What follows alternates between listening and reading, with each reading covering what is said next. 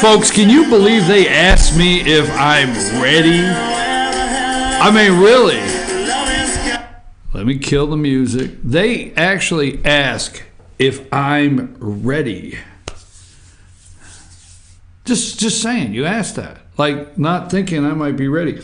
I'm your host, BKP. Good morning from the office, North Georgia's only live online morning show. I am your host. I already said that once, right? I think so.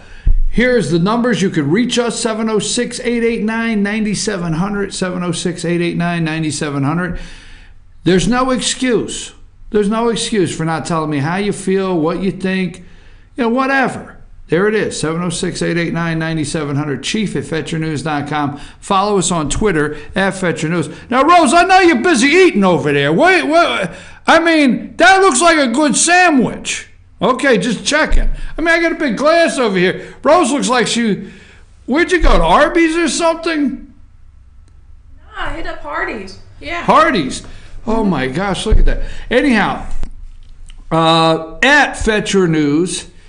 @FetcherNews, you can follow us on Twitter, @FYNTV. We have a lot going on this morning, a lot happening. Okay, so today is Karla's Corner, and we know what that means, right? Okay. There's all the things I can't say. There's all the things I can't say, right? So I think that'll be like the whole show, all the things I can't say. Maybe I might say them later after Karla leaves. But after Karla leaves, I might say all the things I can't say now. Right after she's gone, I'm going to say them. Karla's at 8:30. Karla's at 8:30 this morning, Karla's Corner. And I will bet Karla is exhausted because she has worked very hard for the Apple Arts down here on the square. We had Apple Arts and we had the Apple Festival, so I bet she is recovering this week. Now, but that's going to move us right into, and I don't know if we have a flyer, I didn't ask for it this morning, but we are going to have a guest this Friday morning on the show to talk about Light Up Blue Ridge. We're going to be putting Light Up Blue Ridge flyer on our website. It's time for Light Up Blue Ridge. I really enjoy this event. If you want to come up in the North Georgia mountains and just get that great feel of Christmas with a train and the tree and Christmas carols, you name it, Light Up Blue Ridge is the place to be. We'll have that flyer up in sometime today on our website, but Friday we have a guest. Hey, Rose, do me a favor there, if you could push yourself away from that monster sandwich there, okay? Well, it's a good-looking sandwich from here. Anyhow, if you can take a break on the sandwich, do me a favor. The event for Friday night, that one I keep talking about, with Firefly, find that and send that to me or get it on a screen or something. Just let me know when we can so we can talk about it a little later today. That's just something throughout the morning. All the things I can't talk about on the show. Well, I was asked last week, okay, to try on Tuesdays to refrain from some things. So I'm going to try. It's the same old baloney. Hillary Clinton said it's the same old baloney. This Russian uranium one thing, it's just the same old baloney they've been trying to sell for a long time. But, how about this? We have, it is Tuesday, right? Yeah, it's Tuesday. So, I got up early this morning because I wanted to read. I wanted to read the last 2 weekends with the Apple Festival. I did not get the opportunity to read as many articles as I normally do. But there's so much that came out yesterday that we've been working on for a long time. We've been working on this for a long time. Now, first of all, Hillary Clinton, she's on her little book thing, and she said, this is the same old baloney. And we're going to dig into this between 9 and 10. All right? But, let me remind you, the JFK assassination, all right, in this country, which conspiracy theorists for years have wanted to see the government files, all right? They've wanted to see the government files on this. President Trump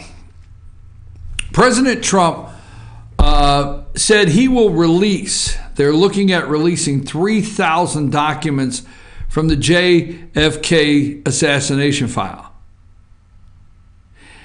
That is nothing compared to the documents on the Clintons one day I would love to see released. Nothing. I mean, in our nation's history, that is just a tragedy, because whether you're Republican today or Democrat, the assassination of our president by an unknown that we don't accept, many of us don't accept the assassination story.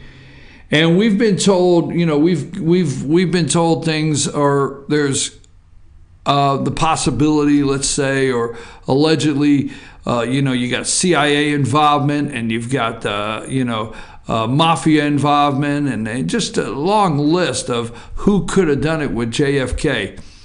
The Clintons, that file, oh yeah.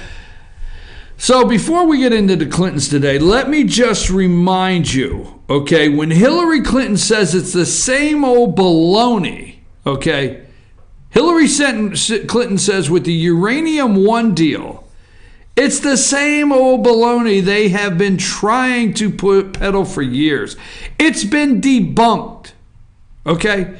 Yesterday she's on some show talking about her book, and she said, it's been debunked over and over, this Uranium 1. It's been debunked. Let me tell you, how many things with Hillary Clinton's been debunked? Remember Vince Foster? Put up Vince Foster there. That's Vince and Hillary, okay? That's Vince and Hillary. I think I put it up as Vince Foster. I sent it to you. All right. There's Vince and Hillary. You remember Vince Foster, her former partner, went to the White House, Rose Law Firm. Now, anytime the Clintons take a picture next to you, what they're doing is saying, Vince, this is how it's going to work. Remember Vince? Vince shot himself in the back of the head, was found in, the park there, right outside the White House on the bench. I mean, he's one of the few people that decided to commit suicide and shot himself in the back of the head. Is that what happened? I don't know. But they debunked that. That's been debunked. That's something. This is just a bunch of baloney.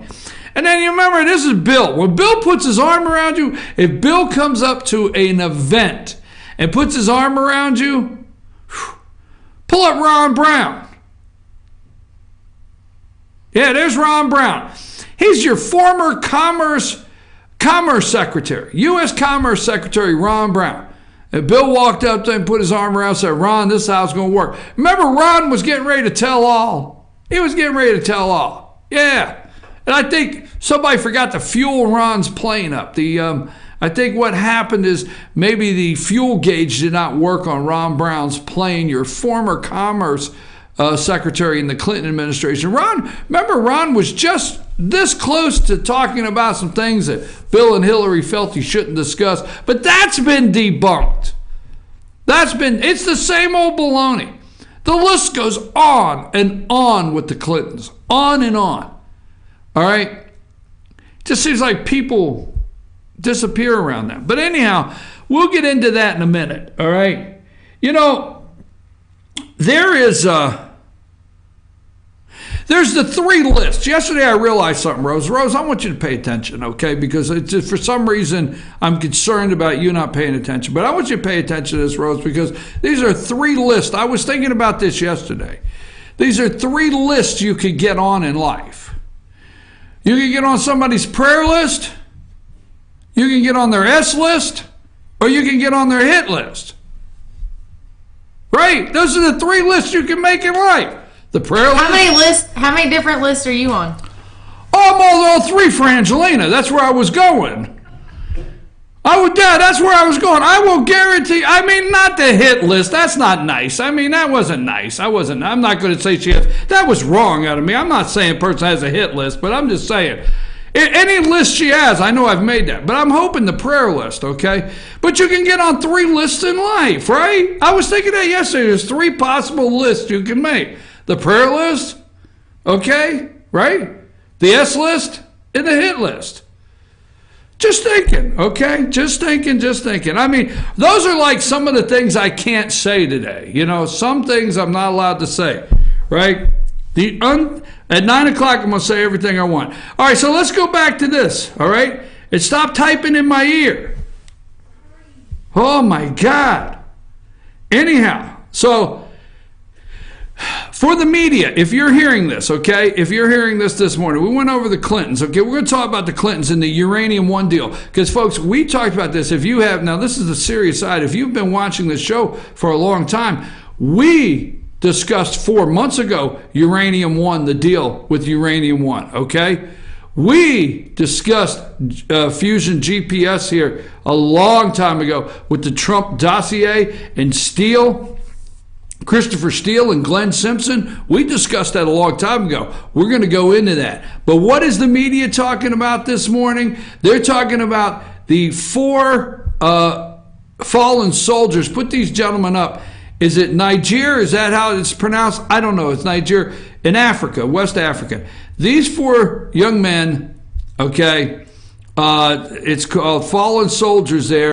These young men, they're trying to, your Joint Chiefs of Staff are putting together to release the information on what happened here when radical Islamic terrorists killed these 4 young men, our soldiers, our heroes here.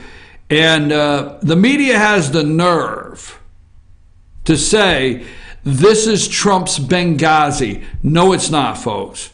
Now, we don't have time this morning to do a full-blown, it's not Trump's Benghazi. Let's look at these 4 men. Now let's look at the Americans killed in Benghazi. Could you read their names? Because I can't read their names from here. I don't want to get them wrong. It's Ambassador Stevens. Ambassador Chris Stevens, Sean Smith, Glenn Doherty, and Tyrone Woods. Yeah. Now, those are the 4 men in, that's your ambassador in Benghazi, okay? Those are the 4 men in Benghazi that were killed. And folks, don't look at this at home if you don't want to, that begged for help in our embassy in Libya, okay? And then here's a quick one. So Trump's Benghazi, you will hear that. If you listen to the news anywhere yesterday, you have heard the CNNs and the NBC and the MSNBC and maybe ABC, I don't know, but I've heard several of them. Is this being related to Trump's Benghazi? No, absolutely not. Let's remind people about our Ambassador Stevens being drugged through the streets. Okay, just because you're going to hear that. Okay, that's Ambassador Stevens being drugged through the streets dead. And what did they say? What did our people say? They were looking to see if they could find him medical attention. Yeah, right, okay. So this is not Benghazi. And then one more. What happened in Benghazi that we did not have? Okay, when go to these 4 fallen soldiers again. Okay, just one more time. When these heroes were killed, okay, it's a tragedy. These heroes are killed. There's questions need answered. I will be the first to admit we need questions answered in West Africa there with these 4 soldiers, okay? But, all right, we did not, this past Sunday on the Sunday shows, we did not trot out Susan Rice. Remember, let's put up Susan Rice there. Remember after Benghazi, the lies that the administration told, and Susan Rice went on all 4 of the morning shows to lie to the American people of what happened, that our Ambassador Stevens and our 4 Americans were killed. So just a real quick note, I want to settle that immediately this morning. No, this is not Trump's Benghazi. See, they're trying to do this. They wanted to do this because Puerto Rico, they were hoping. This is how sad the media is. Don't get Susan Rice off there. You know, now you should know by now I can only handle looking at certain people so long. Anyhow, let's go with this, okay? You know, they were so how sad is this when you bet against your country? They were so hopeful that Trump would fail in Houston with the hurricane, that it would be just not a disaster, no pun intended, a disastrous response. They were so hopeful that Trump would fail, okay? They needed his Katrina. They were so hopeful he would fail that in Florida, in the disaster relief response. So hopeful. But they thought they had Puerto Rico.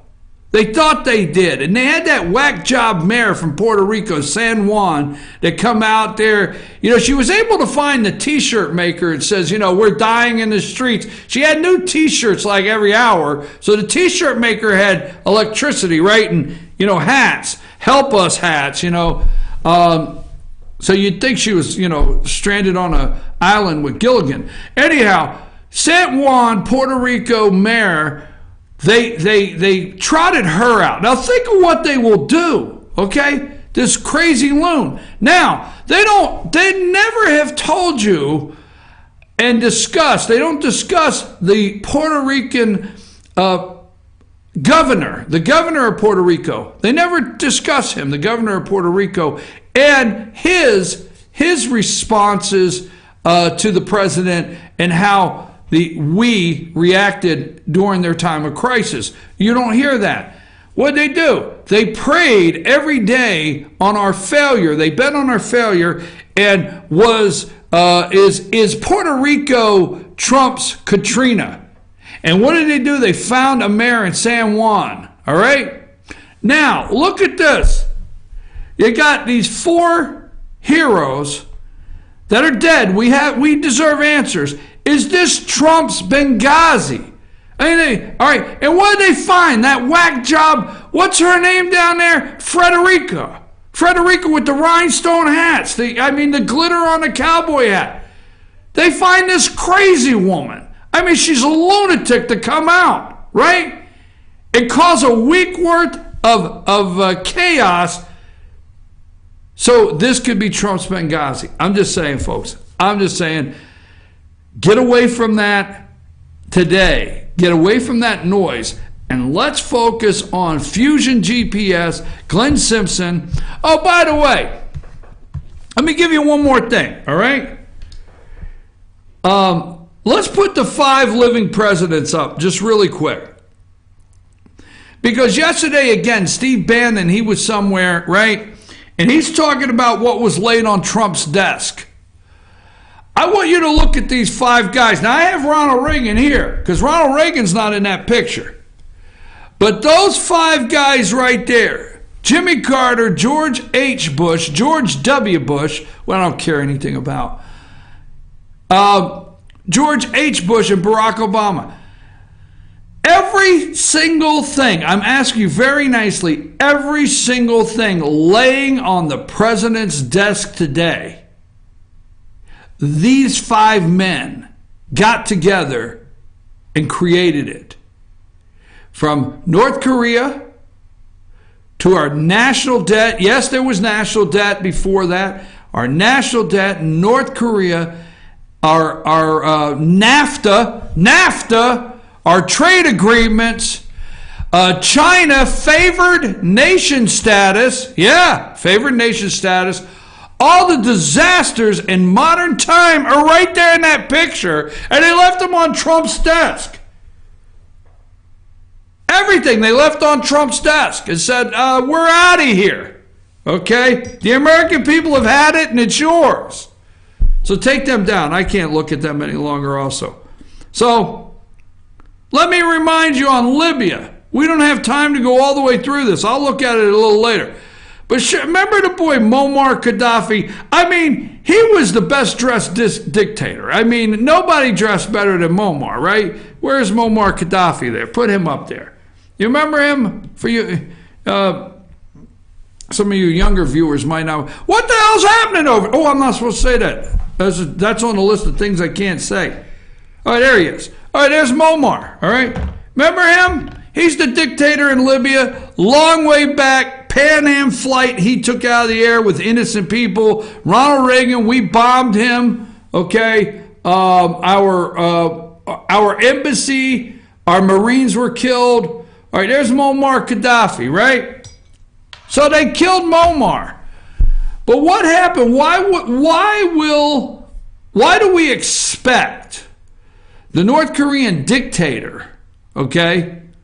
Why would we expect the North Korean dictator to trust us to do a deal for him to denuclearize, get rid of his nukes in North Korea? Muammar Gaddafi in 2003. Now I'm not saying the guy's okay. This is not a highlight.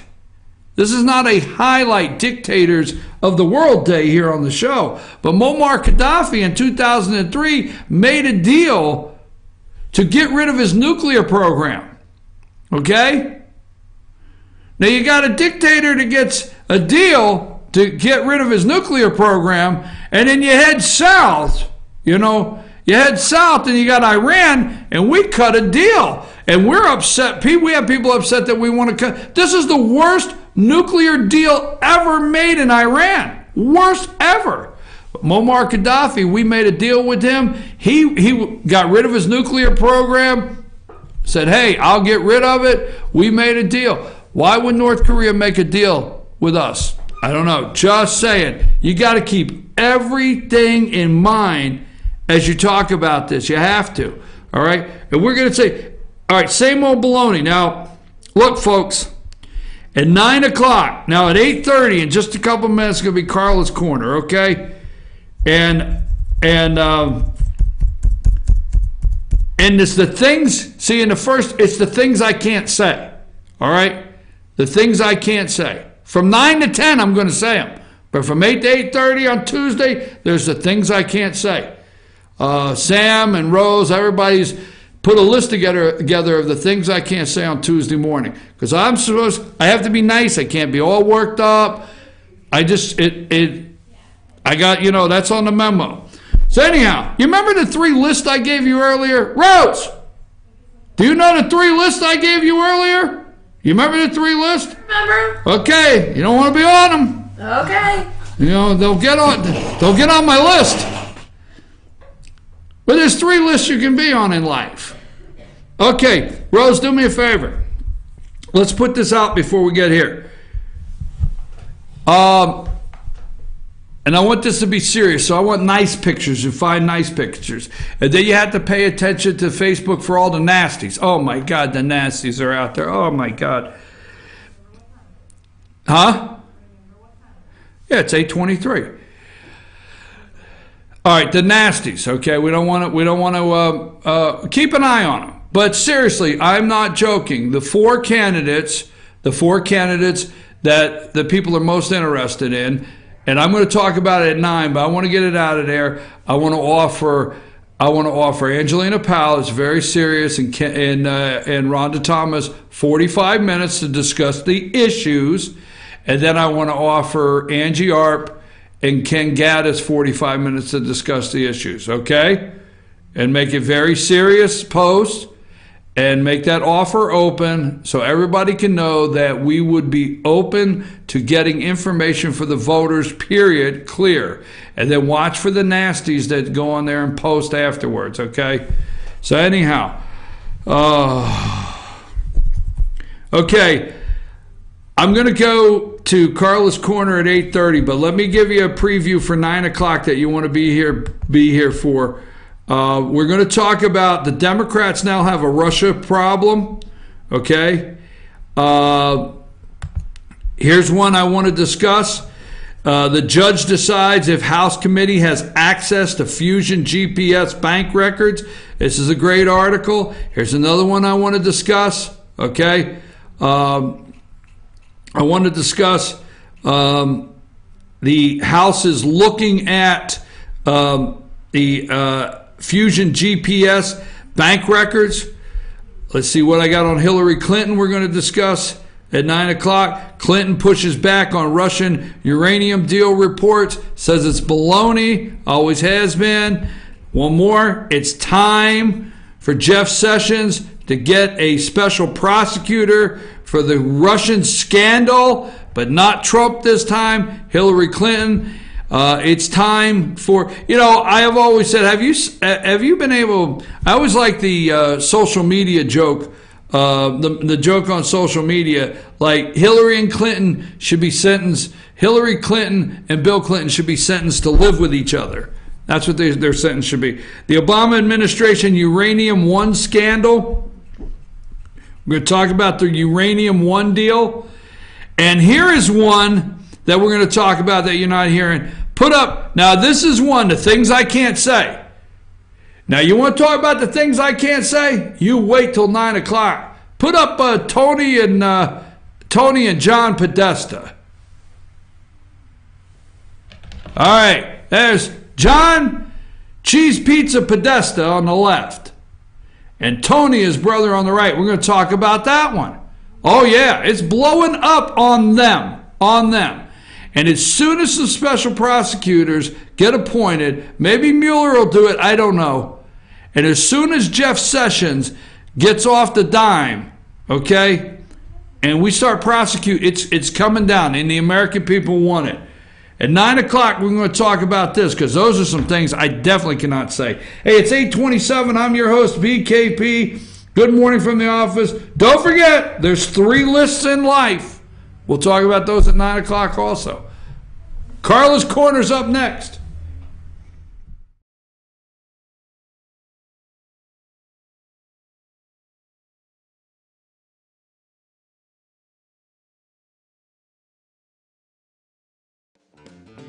Ace is your helpful place for paint and home goods, tools, outdoor living, and lawn equipment.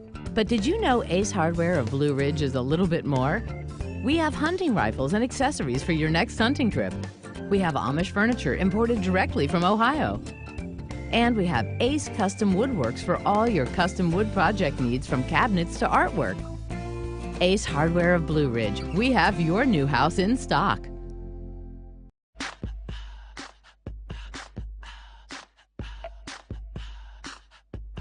What you gonna do with all that junk?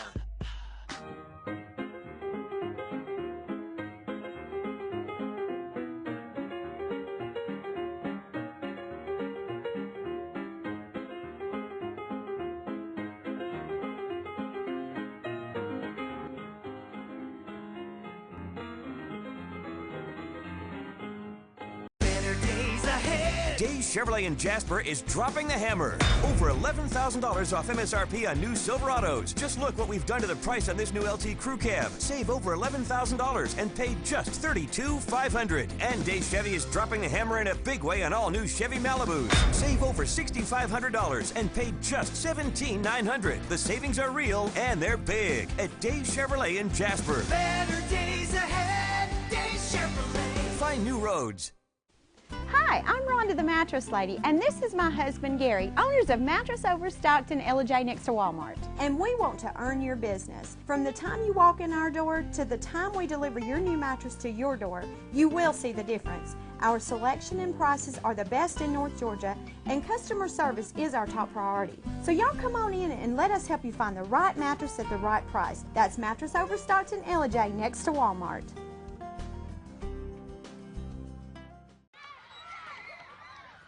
All I do is win, win, win, no matter what. Got money on my mind, I can never get enough. And every time I step up in the building, everybody hands go up. And they stay there, and they say yeah, and they stay there. Cause all I do is win, win, win. And if you going in, put your hands in the air, make them stay there. All I do is win. So, I'll tell you what. I'll put you on the spot. How's that? You ready? I wouldn't be surprised if you That's didn't. what you're all right. Give me 2 more issues. Pick me 2 more issues. It can't be infrastructure. It can't be parking. What else can it be? Pick me 2 more issues. Okay. I'm not letting you go today and get off. Because No you know what I'm doing. No parking. You know what I'm doing now. I'm making an excuse to stay on this porch. Oh, well, that's fine. I'll let you sit here. And no transparency. We've already discussed that. Okay. We've already talked about modernizing the city website, bringing a lot of things up to date there. let's see, what other issues? We talk about grants. Do we want to talk about parks? Yeah, we've got, we got the new park in downtown Blue Ridge. Okay. It looks great. Our city park over where the pool is, it's my understanding as of a couple of weeks ago, the pool has a leak in it now. That pool's been around since I was a kid. Actually, probably before I was a kid. And that playground equipment over there, I know, is outdated and needs to be updated. A couple of years ago, the tennis courts were updated over there. So we have done some remodeling to the city park where the pool is and where the ball fields are, but there's some other things that still need to be done. So that's certainly something the next council needs to look at. Go for it. So, roads is the other thing that needs to be looked at. I've had a lot of emails, a lot of calls on different roads in the city that you guys as citizens are requesting that need to be fixed. Some of you guys have waited 2 and 3 years on roads to be fixed. Obviously, it all goes back to funds and having the money to fix some of these roads. But there are a lot of roads in the city that need to be repaired over, like State Street, over behind the what they call the county barn or the state barn, behind Circle J Steakhouse. Some of those roads need to be patched and fixed over there. Of course, Davis Street was an issue down Ada Street. There's several other roads over by the fairgrounds that need to be repaired.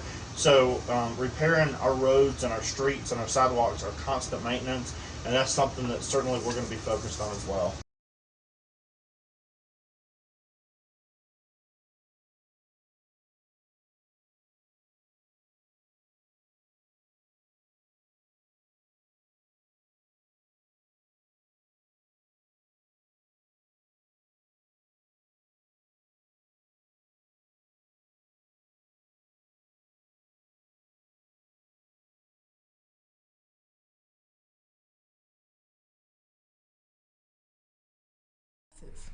Not now. Yes.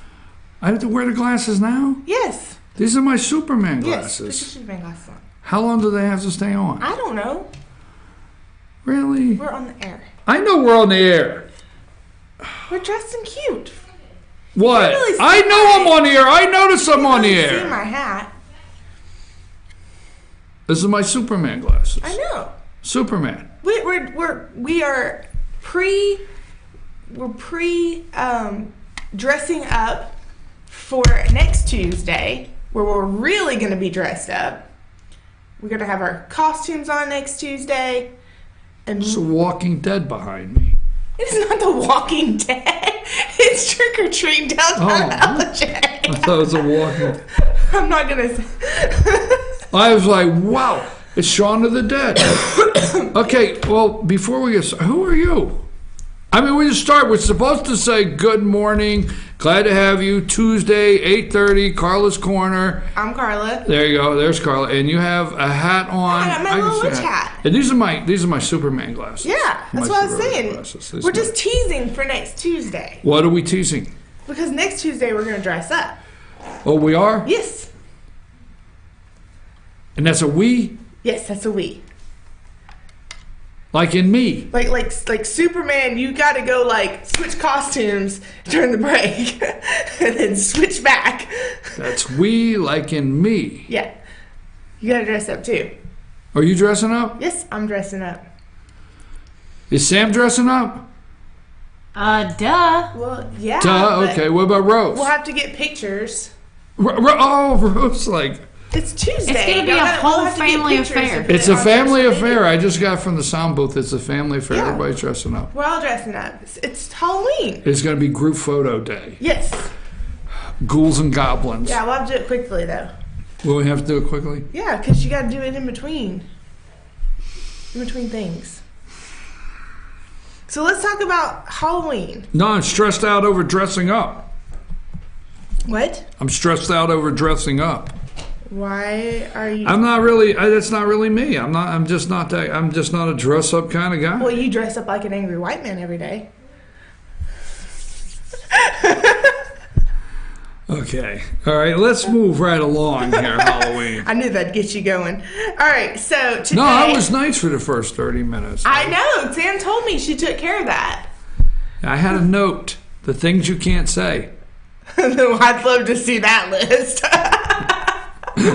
No Here's four-letter that words. I don't use four-letter words. It's the things you can't say. Move along to Halloween. Okay, so today is October 24th, and today At the library, Haunted Georgia will be there, and they're going to be, they'll have a paranormal Georgia investigator to lead them down a trip of deep south and visit the most haunted locations in Georgia. So you can go to the library. Sorry, this is making my hair get in my face. At the library, they'll have a paranormal investigator there that you can actually meet with, and they're going to be telling you about the most haunted places in Georgia. So that's today at the library. We've got a blog on our website, explorethelojs.com. You can go to it. It's got all the Halloween events that we've got in festive, spooky, trick-or-treating, trunk-or-treats, all that stuff going on. So that's where I'm getting all my information. I put it all together for everybody. Tomorrow, Wednesday the 25th, Pleasant Grove Baptist Church will be hosting their annual trunk-or-treat, and Harvest Missionary Baptist Church will be having their Hallelujah party. And then the 27th, which is Friday, I think. Is that Friday? I think so. I don't know. Anyway, 27th, North Georgia Physical Therapy Associates in East LJ will be having a free Halloween party for anybody that's welcome to come. You don't have to wear costumes for that if you don't want to, but you can. October 28th, which is Saturday, LJ Rocks is doing Rocktoberfest. I don't know if you follow the LJ Rocks group, but they have been painting some super cool Halloween rocks for this event.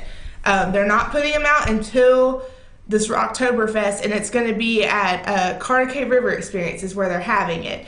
But like I said, all the information's on our website. Fort Mountain State Park will be hosting a Halloween happenings and costume contest on Saturday. They're actually going to be talking about bats and teaching kids about bats and how they'll get to pretend to be bats and everything. It's going to be really cool. Carter K United Methodist Church is having their trunk or treat on Saturday. American Legion's having a Halloween party, Fangs for the Memories, and they'll have a raffle. And what did they call it? They called it Scarioke. They're having Scarioke. Who's having Scarioke? The American Legion. Okay. Karaoke, I love that. Did you like that? I want a Monster Mash. The Monster Mash. You know what I'm talking about, right? Move along, please. Okay. It was a graveyard smash. It was a graveyard smash. Move along. And then October 30th, Monday, that is Chick-fil-A's Fall Festival. It was rescheduled from yesterday because of the rain, so it will be Monday, October 30th. They will have cow trade, bounce houses, rock painting, costume contest. Everything's free at Chick-fil-A. And then also that Monday, Gilmer High School is hosting their Kid Fest. What this is the clubs at the high school host little booths and stuff at the high school that kids can come and do games and collect candy, and it's a safe, environment, enclosed, weatherproof environment for kids to go do some trick-or-treating and some Halloween activities. And then also on Monday, Gilmer County Library is hosting the Teen Fandom Party and Game Night. What they're doing is they're combining Halloween and International Games Week, and they're going to have costume contests and games, board games, and different trivia and activities for the kids, and it's grades 6 through 12 that can participate in that. And that brings us to the final conclusion of the night, which is October 31st, next Tuesday, where we'll be here getting everybody excited about Halloween in downtown LJ. Right? Yes. Getting excited? Well, Brian, don't look overjoyed or anything. Well, I'm trying to get past this dressing up. I mean, I'm trying to think. When I get up in the morning and I leave for the show, I don't say, what am I going as? So between now and next week, I've got to think about and I already know what I want to do, and Lonnie's supposed to create my costume, but I think he's not taking it serious. I have my costume ready. Lonnie, you better remind him. Huh? You better remind him. He's not taking it serious. Well, you better tell him. It's my costume. Why is it Lonnie's responsibility to do your costume? Because I can't tell you why. I can't tell you why. I'll just say Lonnie knows Marvel Comics probably better than anybody I've ever met. Would you agree, Sam? Yes, however... There's no however. Yours is not a Marvel comic. I understand, but it's a spinoff.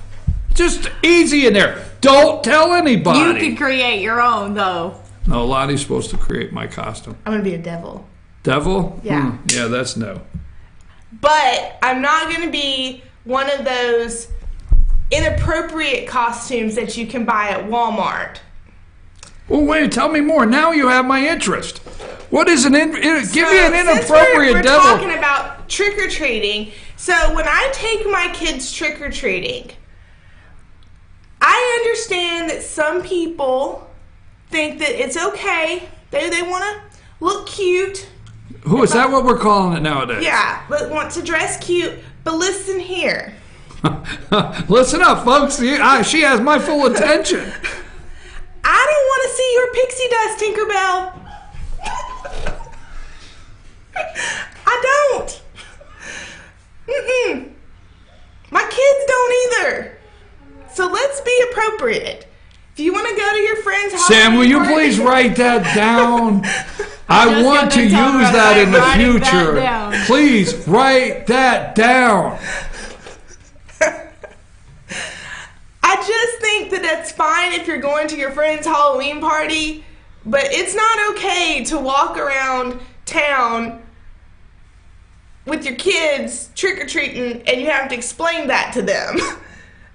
Or the next year when they want to dress like that, you have to tell them why they can't dress like that. Hey, can you tell me where this party's at? Hey. I don't know, maybe. Yeah, hey, easy. So this mama is wearing I'm getting sweats. It off. I'm wearing a red sweatpants, red sweatshirt, and my red Converse, and my goodies will be covered. Wait a minute, ladies. Let me ask you. Back away a minute. I thought I was the problem. Well, I started the show. No, I started the show this morning. I spent 30 minutes saying all the things I can't say. All the things. And I'm saying, no, all the things I can't say. See, she's doing her job, one bad thing. I know, but just saying. She's trying to, keep it a family-friendly My filter event. is would I say that in front of my children? And yes, I would have said that in front of my children. Listen, her goodies are not going to be showing, and she's not putting out her treat bag. Nope, I'm not. I went to Walmart. I was like, you know what? I want to be one of those. Oh, I swear to God. Am I red on camera? Because I want to know that you just messed me up. I just wanted to be a devil, and I went to Walmart, and I'm looking at the wall of costumes, and I'm like, I don't have the legs for this. I can't wear this. And then I thought about getting the witch costume and wearing it in this little hat and being like an overgrown witch because the costume would be so small on me, and I'd still have to wear sweatpants to cover things. It just wouldn't work. Where are the plus-size costumes in the world? Plus-size costumes, goodies sticking out, or whatever, plus-size. Whoa. Yep, so I'm wearing sweatpants. All right, well, I know you didn't do that. Sam, you should be an angel, and we should sit on either side of Brian during the show next week. That would be too much fun. All right, wait a minute. All right, so we're having costumes and everything like that. But let's back up just a little bit. Let me say something about, I know at 6 o'clock or even later when you got to finish up wrapping up, it's not done when we lock the gate. But I know there is a relief, a joy that Apple Arts and Apple Festival's over. I'm not done with Halloween. What else you have? How much more material you got? Go ahead, Halloween. Well, so downtown LJ, there's a few things happening around the trick-or-treating that I want people to know about and so they don't miss it. The senior center is giving out candy, which is in that parking lot beside the courthouse. So be sure to swing up there and get some candy from them. And Carnegie United Methodist Church will be doing their trunk-or-treat down by the elementary school. So all of that's happening right there, walking distance from downtown. So make sure you don't miss those other events when you're downtown trick-or-treating. And Orchard Church will be set up doing the things that they do every year for Halloween downtown. And I think the First Baptist Church will be doing something on Halloween as well. So all of that's happening downtown. So definitely come. I believe events start at 5 o'clock, and it goes on until... Okay, now that, let me get the other side of this, because now that you're all messed up and you're trying to figure out keeping your goodies in place and pixie dust and all that stuff, whatever she was saying, let me have this just a second, okay? Let me try to bring this back in. Folks, it is the downtown area of the square and all around where you can go. It is like the greatest time of the year in so many ways. You get to see the kids. I love seeing the costumes. Parents do a great job. They dress the kids up. The kids love it. They love going downtown and coming around the square. It's a lot of fun. Bring your kids. You don't want to miss it. And you can bring your dogs. The dogs dress up too. Do the dogs dress up too? Yeah, the dogs dress up too. But it's really a lot. We will be there. Fetch your news. Moo's going to be a shark. Shark dog. Boo-ha. Excuse. Did you stop anywhere before coming here this morning? No. What's in the Karla, how much coffee did you drink this morning? Huh? Power pumpkin this morning. Oh my God. Power pumpkin, baby. Okay, can we bring this back in? Okay. All right, that was everything about Halloween. I just wanted to. Yeah, well, wait a minute. I want to just say one more thing about it. It's really a great time to bring your kids down. Family fun. The kids. It's a whole lot of fun. We give. Sam will be dressed up. I don't know if Rose might be giving out candy. I don't know, but we'll be dressed up. We've always, I think this will be our 8th year. FetchYourNews.com. We're down there. We give out candy, and I tell you what. I mean, we take 1,000 pictures of all your little ghouls, goblins, witches, and Mario brother. Lonnie takes pictures. Okay. Is Lonnie going to be down there? Yes! I'm telling them that right now. You said Sam and you said Rose. You never said Lonnie. Lonnie always takes pictures. Okay, folks, we're sorry we left Lonnie out. Wasn't our intention. Lonnie will be down there taking pictures. Are you okay now? Yeah. Okay, Apple Festival. And that is on Tuesday. What time does it start? It's at 5. 5 o'clock, downtown, Tuesday.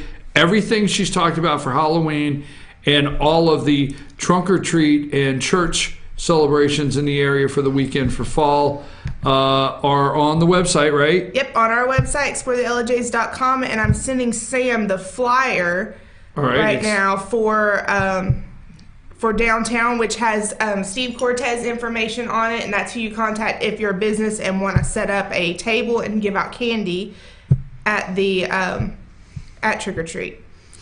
Okay, now that being said, Apple Festival, Apple Arts, I want to say before we close this morning, and I want to, because you're the one that's here, I want you to carry on your shoulders the big thank you from all of us to everybody, all of the volunteers, all the hard workers, the LJ Lions Club. We'll even throw a shout out to Paige. Paige, when Paige goes out, she gets in that directing mood. You know what I mean? Or I don't have to tell you about it, do I? I don't know. I'm not down there very much. Woo, Sam can tell you. Lonnie can tell you. Paige comes out. She's directing.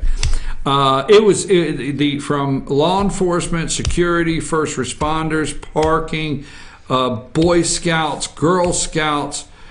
I mean, I'm afraid I don't want to leave anybody out, but it was outstanding. I know you're down here, but between the Apple Arts and the Gilmer Apple Festival, it just was great. Georgia Apple Festival. It was all right. My God, get it right. okay. We're like, it's done. It's over. It was wonderful. It's great 2 weekends. It was exhausting. Did you see this was my 10th year doing festivals? Yeah, you tripped off the front porch or something? Yeah, I missed the last step and fell on my face. It was great. Well, I mean, that's all I remember. You posted, you said, for my 10-year festival anniversary, I tripped and did a nosedive. Yeah, I was literally I was at 5:30 in the morning walking out to go relieve security at the festival. at Apple Arts, and I missed the last step of the porch and just rolled my foot and fell on my face and coffee all over my shirt. And worst part was I'm laying there in pain. I look over and my coffee cup's laying on its side and the coffee's going on. I'm like, no! Okay. We're glad you're okay. Yeah, but anyway, I've been in festivals for 10 years, and I will say, when you hit that 10-year mark, it's this was the hardest one for me. It was so I could not exhausting. begin to tell you. I can't break down like all the vendors because I want to make sure I don't miss anyone, and you couldn't do that this time. But the food. Food's good. It's a good food festival. Yeah. So so Lonnie's sitting there and he comes back with something and I said, well, Lonnie, what is that? And he said, it's a roast beef sundae. Are we talking about this again this week? Did I talk about it last week? We already talked about this. Don't tell people about food they can't go get now. Well, I can't help it. I just got to tell you. But no, let me tell you the other one. Now, I don't like to pick favorites, but I love Albert. And Albert had dill peanuts this time. I like the bacon ones. You like the bacon? Yeah. I realized something, that when you do festivals, like, you tend to eat all the junk food. I've come to the realization, if you just eat boiled peanuts all weekend, it will sustain you. It gives you the protein you need. Hey, Albert's boiled peanuts. I never thought of it that way. Like, you're not like gorging on your, like, you're not eating a whole funnel cake by yourself.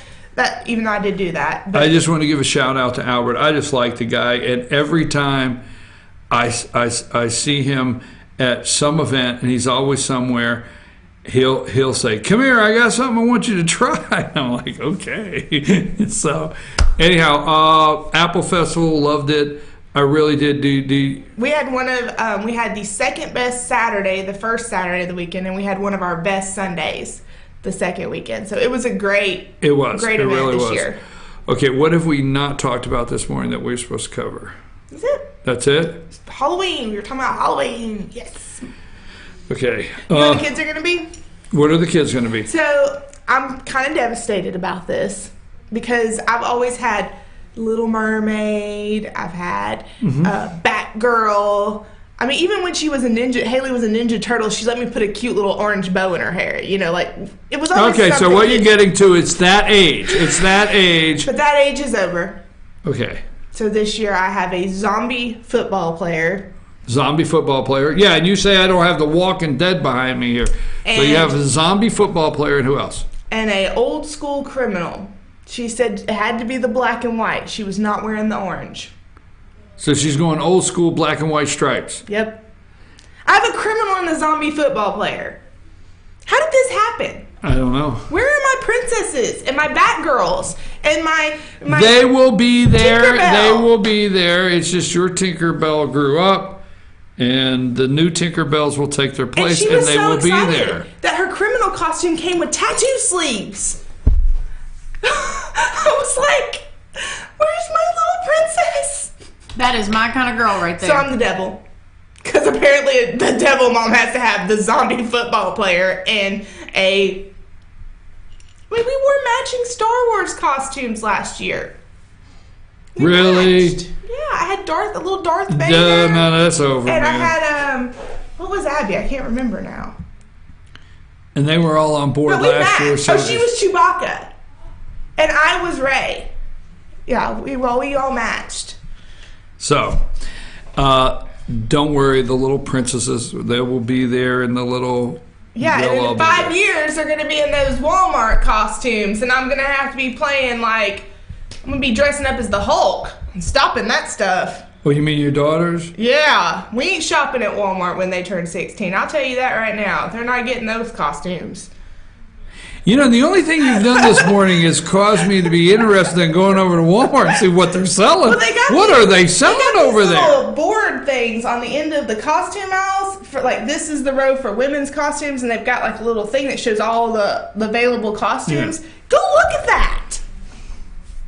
Go look at that little board. Unless you're a size 2 with long, gorgeous legs, you're not dressing in any of those costumes.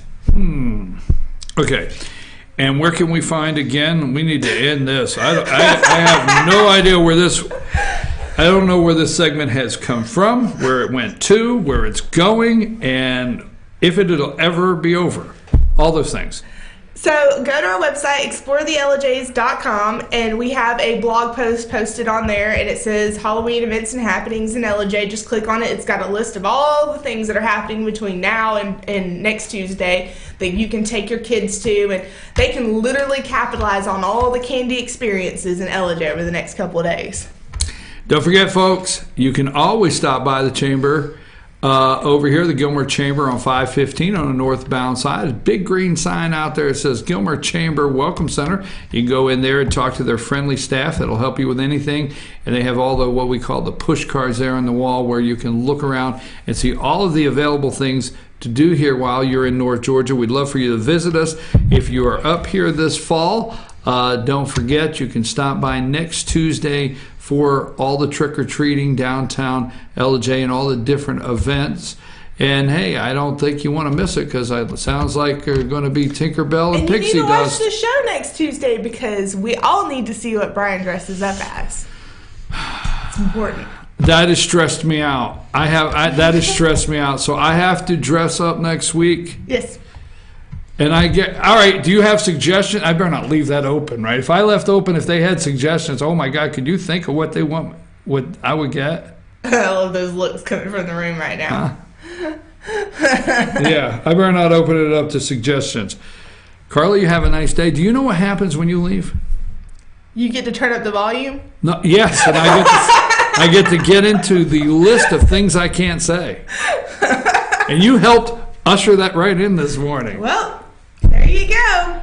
Hey, folks, I'm your host, BKP, and this is Karla, and I love this every week. Again, before we go, if you volunteered, worked in any way, the LJ Lions Club, first responders, any law enforcement, sheriff, city, or whoever you may be out there, law enforcement, parking, Boy Scouts, Girl Scouts, the Georgia Apple Festival, anywhere, the chamber members, any of you out there, I just want to say thank you. I think it was a great, successful 2 weeks. We really enjoyed it here at FetcherNews.com, and we enjoyed posting all the pictures. Lonnie enjoyed launching his show there, which we'll be playing again this week, and we have so many videos that we're going to throw up.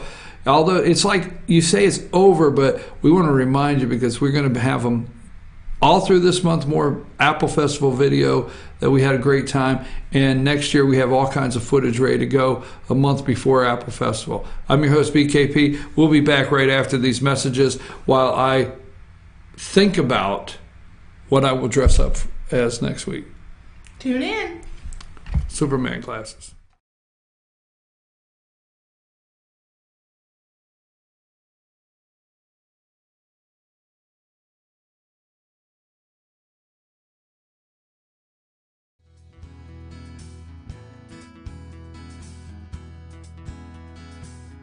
Hello, my name is Chad Watkins. I'm the manager at Larry's Body Shop. We are a family-owned and operated business and have been serving the North Georgia area since 1978.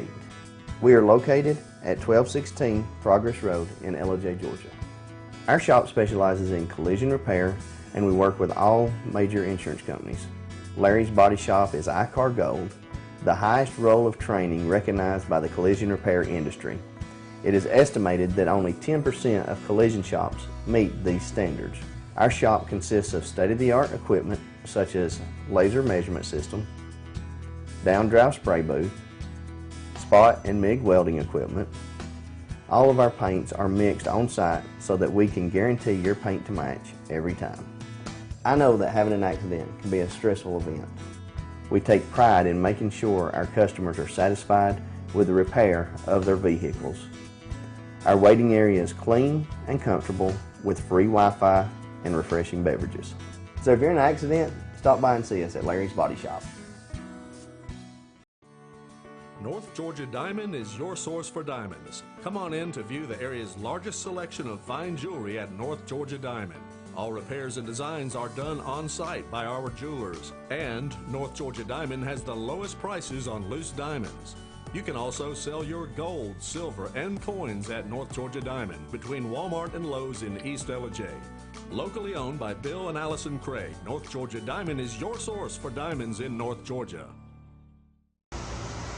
When I think about our day and the time we've spent together and going to sitting down at a couple of your business, everything you do surrounds this city. It Live, does. eat, sleep, work. It surrounds the city of Blue Ridge. It does. I actually always say this is a live, work, play lifestyle in downtown Blue Ridge. What are some of the things, if you're sitting out here, you think about as issues if elected city council member? Well, first of all, if I could tell you all the things I thought about on this porch, I would go on for days. This is a great thinking porch, but you know, I think to put things into perspective, this is the surface view that everybody sees of Blue Ridge, and you know, our residents, the people who come and visit Blue Ridge. But the thing that you know has me most concerned, and that we really need to focus on, are the things that are not surface view, the things that are underground. We've got a lot of issues with our sewer system right now. We have the new water plant in the city of Blue Ridge, which is great. Payments are going to have to start on it soon, but we really need to update and repair our infrastructure. We've got a lot of flooding going on in downtown Blue Ridge, which I know a lot of people are concerned about. So, you know, Blue Ridge today is beautiful as people walk by. So there's a lot of things in the city as far as the infrastructure, planning, zoning, issues like that, that if we're going to keep Blue Ridge the wonderful place that it is, that we've really got to focus on over the next few years.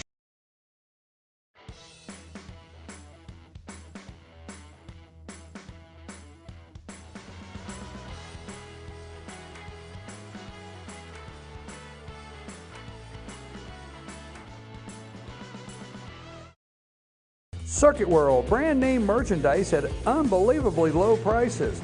Furniture, appliances, and electronics. Circuit World is locally owned and operated, serving the tri-state area. Circuit World has highly trained professionals to help. Visit your hometown Circuit World today. 3 locations in Georgia: Ellijay, Blue Ridge, and Blairsville, Franklin, and Murphy, North Carolina. No credit checks, so let Circuit World deliver to you today.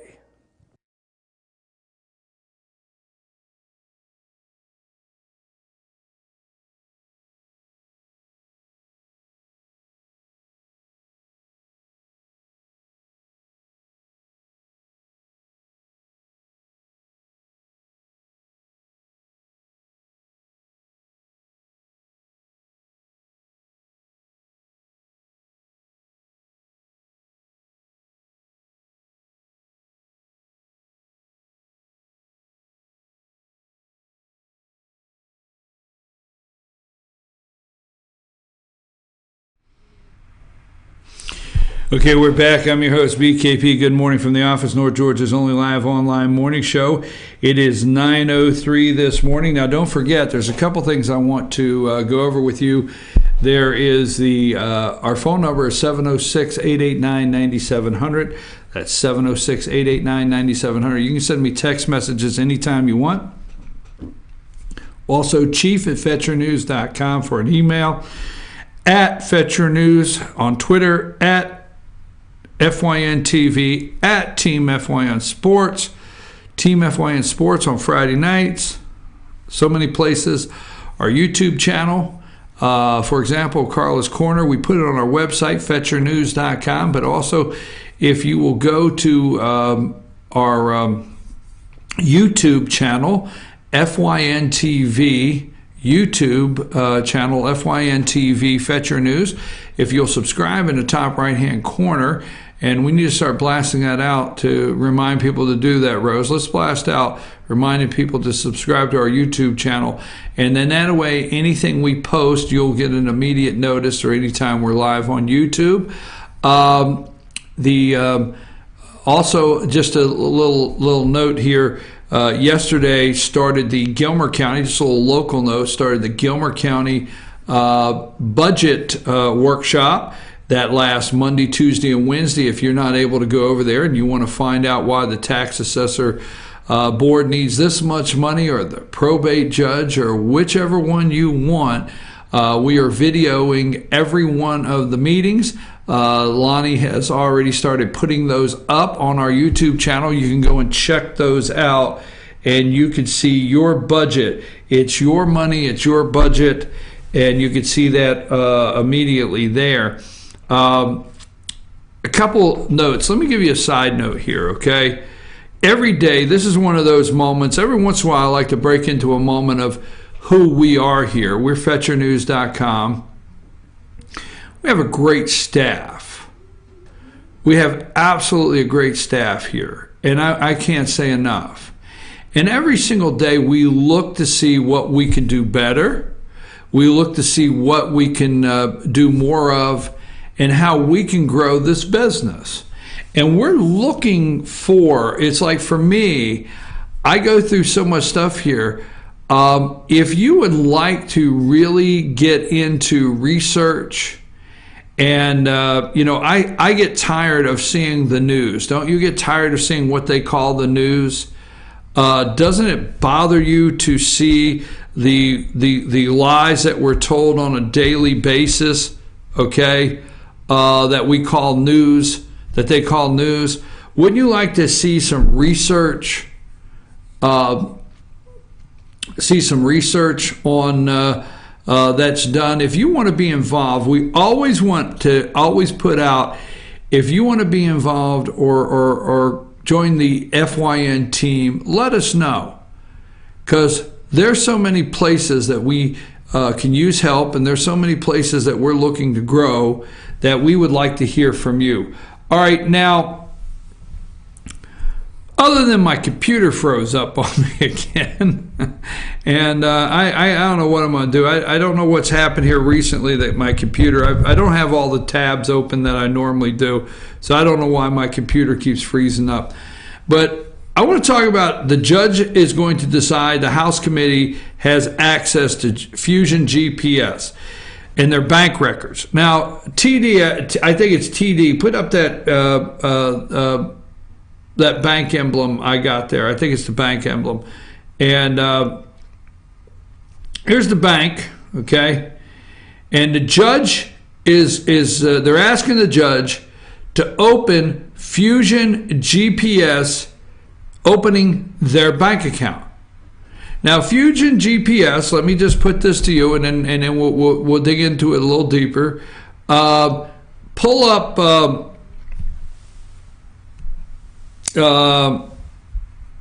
I've totally lost everything on this computer. So anyhow, pull up Steele. What's his name? I can't get the picture, so I don't remember his name. I have his name there. Christopher Steele. Now, Christopher Steele, he is the Christopher Steele from Fusion GPS. He is the former British intelligence agent or whatever that supposedly created the Trump dossier. Okay, and this dossier, for this Russian Trump dossier on Donald Trump, has been, for large in part, the strongest piece of what they feel is their, not evidence, but leads them to wonder if Trump colluded with Russia, the Russian collusion with Donald Trump. And so this dossier, we want to know from, was he compiled this information for Fusion GPS. Put up Fusion GPS.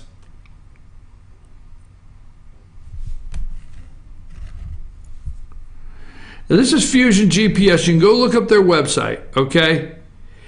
And there's a guy by the name of, and actually I can't remember his name. I'm trying to think. I'm at a loss here. I mean, this computer won't open any of my pictures or anything. Let me do this. Yes, go here. Simpson, what's his first name? Yeah. Now, this guy is the Fusion GPS, Glenn Simpson. They've all, plead the fifth. They won't answer any questions. Okay, will not answer any questions. And at the same time, they won't tell the government who paid for the dossier. Where did the money come from? Okay? Who did they pay for the research? Let's see the bank account. So a judge is going to look at that and decide. And we need to know who did this. This is coming down. Let's take a brief break, okay? Let's take a brief break. Let me see if I can get the computer to start putting up my pictures and stuff again. It won't take long. Let's just take a brief break and I'll be right back. I'm your host, BKP.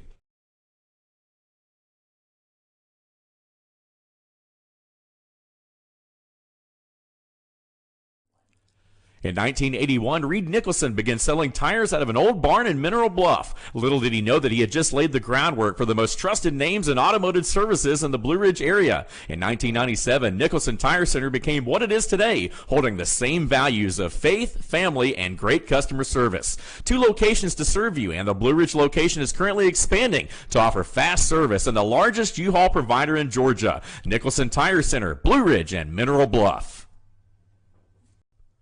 Broken Bull, located in beautiful downtown Blue Ridge at Sycamore Crossing, is locally owned and operated. Our Simply Noel selection is the largest around. We have a great selection of unique clothing and several lines to choose from for men and women. We carry a beautiful variety of handmade jewelry from Blessed Be and others. All kinds of gifts, starting to carry shoes this fall as well. Come visit us on your next trip to Blue Ridge. We can't wait to meet you at Broken Bull, located in downtown Blue Ridge.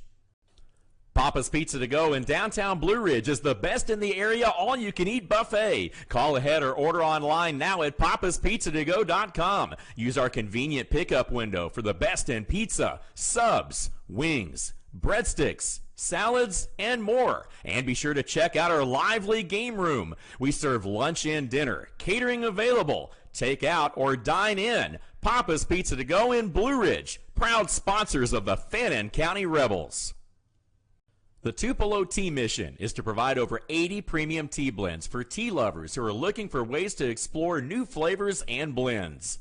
Come visit Tupelo Tea, located in beautiful downtown Blue Ridge at Sycamore Crossing. Be sure to sample our various varieties of honey and tea. Visit us on the web at tupelotea.com or call us at 706-946-TEAS. That's TEAS. Tupelo Tea, located in beautiful downtown Blue Ridge. This is my hometown. I mean, most of my family lives here. Many of my friends live here now. I'm hoping my kids may come back and live here one day. They're both at college now. But a lot of people ask me, why are you wanting to get into the craziness of politics and running for council? And, you know, I started asking myself, at some point, you've got to give back to what has been good to you, and this has been a great industry and a great town to be in real estate in, and it's just my time to now give back to the community and help Blue Ridge for, you know, the next generation. I think those of us who have kids want to make things better for our kids, and I'm in that same boat. The day-to-day activity in the real estate business, you know, unifying buyers and sellers, negotiating contracts, and at the end of the day, both parties feeling like they're happy and satisfied with the transaction is very similar, that you can relate it to any business or, you know, to the council. So one of my strong suits, in my opinion, is I am good at negotiating and compromising and bringing people together. So it's what I've been doing for 20 years, and I think the council needs that voice of reason that can bring people together, that, you know, leaves all the personal issues aside to just focus on what's best for Blue Ridge.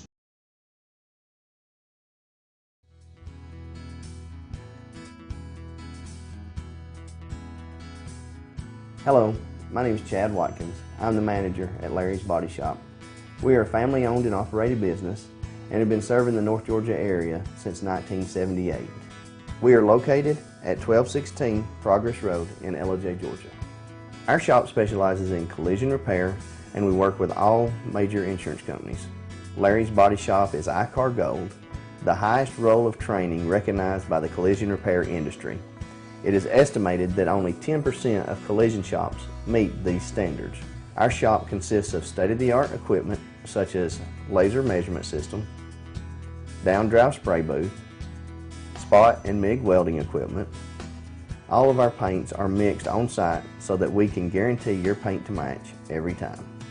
I know that having an accident can be a stressful event. We take pride in making sure our customers are satisfied with the repair of their vehicles. Our waiting area is clean and comfortable with free Wi-Fi and refreshing beverages.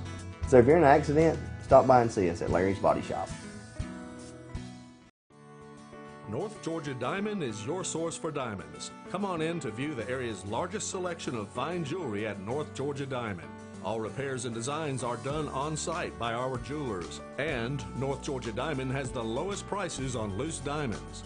You can also sell your gold, silver, and coins at North Georgia Diamond between Walmart and Lowe's in East LJ. Locally owned by Bill and Allison Craig, North Georgia Diamond is your source for diamonds in North Georgia. When I think about our day and the time we've spent together and going to sit down at a couple of your business, everything you do surrounds this city. Live, eat, sleep, work, it surrounds the city of Blue Ridge. It does. I actually always say this is a live, work, play lifestyle in downtown Blue Ridge. What are some of the things, if you're sitting out here, you think about as issues if elected city council member? Well, first of all, if I could tell you all the things I thought about on this porch, I would go on for days. This is a great thinking porch, but you know, I think to put things into perspective, this is the surface view that everybody sees of Blue Ridge, and you know, our residents, the people who come and visit Blue Ridge. But the thing that you know has me most concerned, and that we really need to focus on, are the things that are not surface view, the things that are underground. We've got a lot of issues with our sewer system right now. We have the new water plant in the city of Blue Ridge, which is great. Payments are going to have to start on it soon, but we really need to update and repair our infrastructure. We've got a lot of flooding.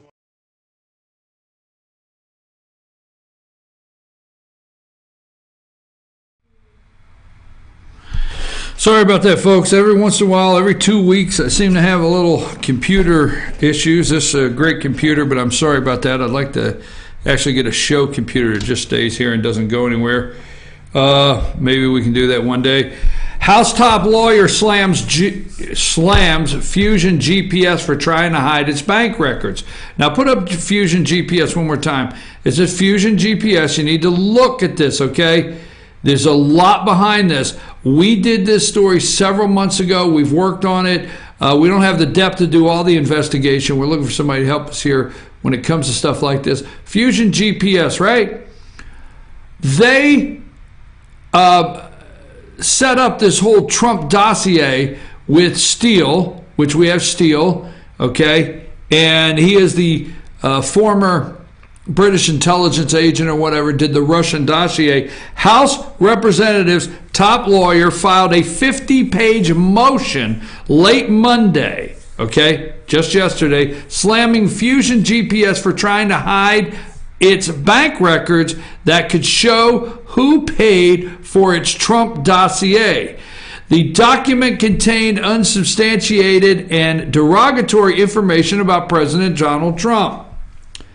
The salacious dossier was publicly released on January 10th by BuzzFeed and caused an immediate uproar, okay?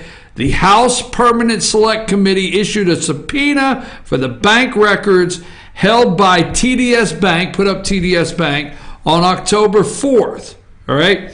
Fusion GPS, the political opposition firm that authorized and paid for the anti-Trump dossier from the former British M16 agent Christopher Steele, put up Christopher Steele, went into federal court October 20th to stop the subpoena, okay?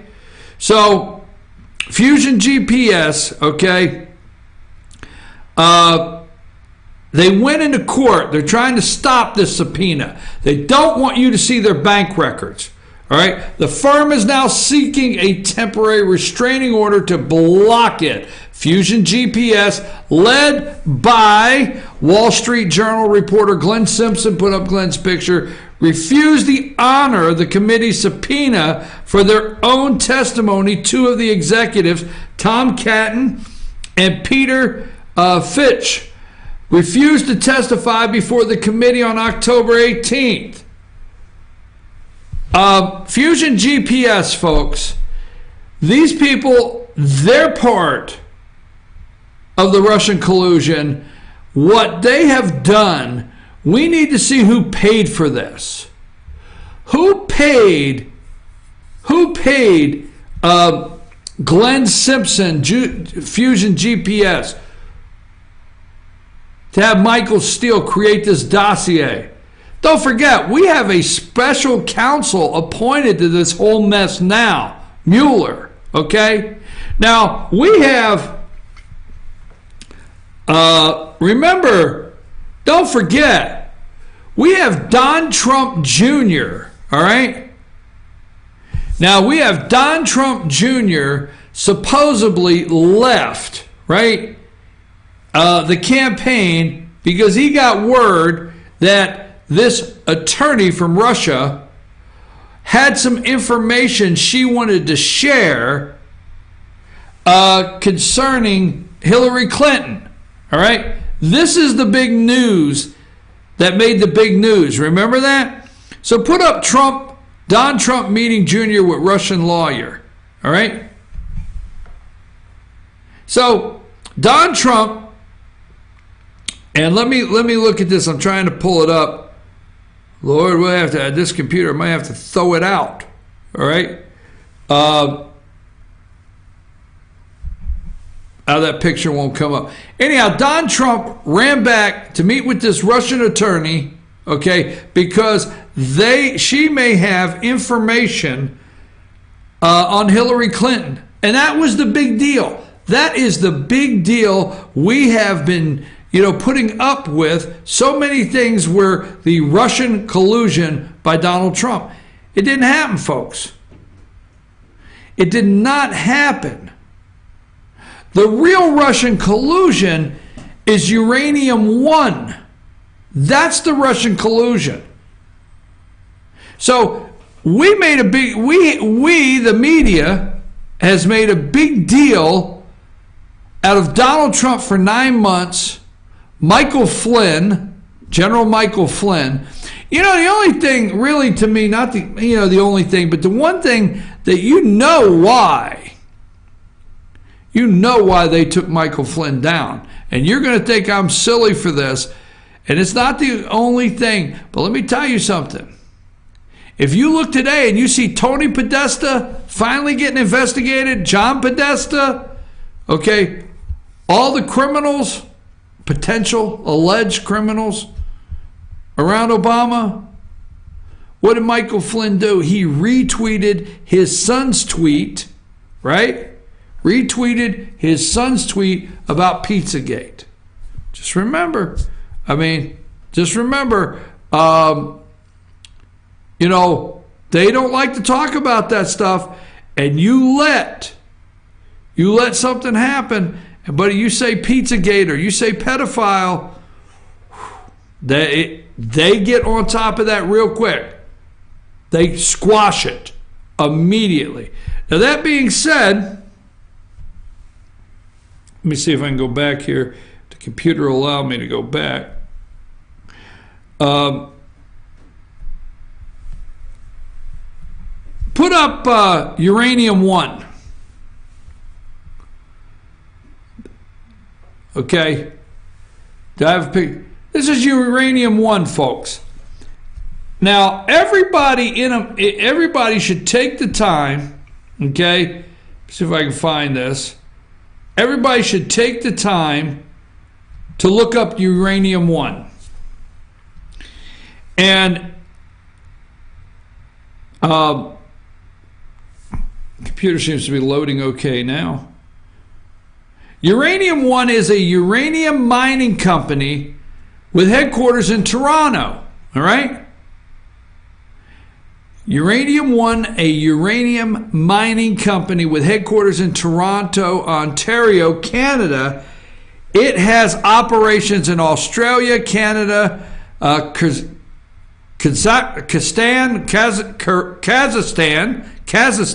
South Africa, the United States. In 2013, Rosatom, a Russian state-owned enterprise, through its subsidiary of ARMZ Uranium Holdings, purchased the company at a value of $1.3 billion. So this Canadian company, okay, Russia, state-owned enterprise, right? Now, supposedly this attorney that Don Jr. went to meet was affiliated with the Kremlin. You can't get any more affiliated with Vladimir Putin than Russia's state-owned enterprise through a subsidiary of ARMZ Uranium Holdings purchased a company at a value of $1.3 billion. 2013, who's president of the United States? Huh? Barack Obama. Now, show me, wait a minute. Clinton pushes back on Russian uranium reports as baloney.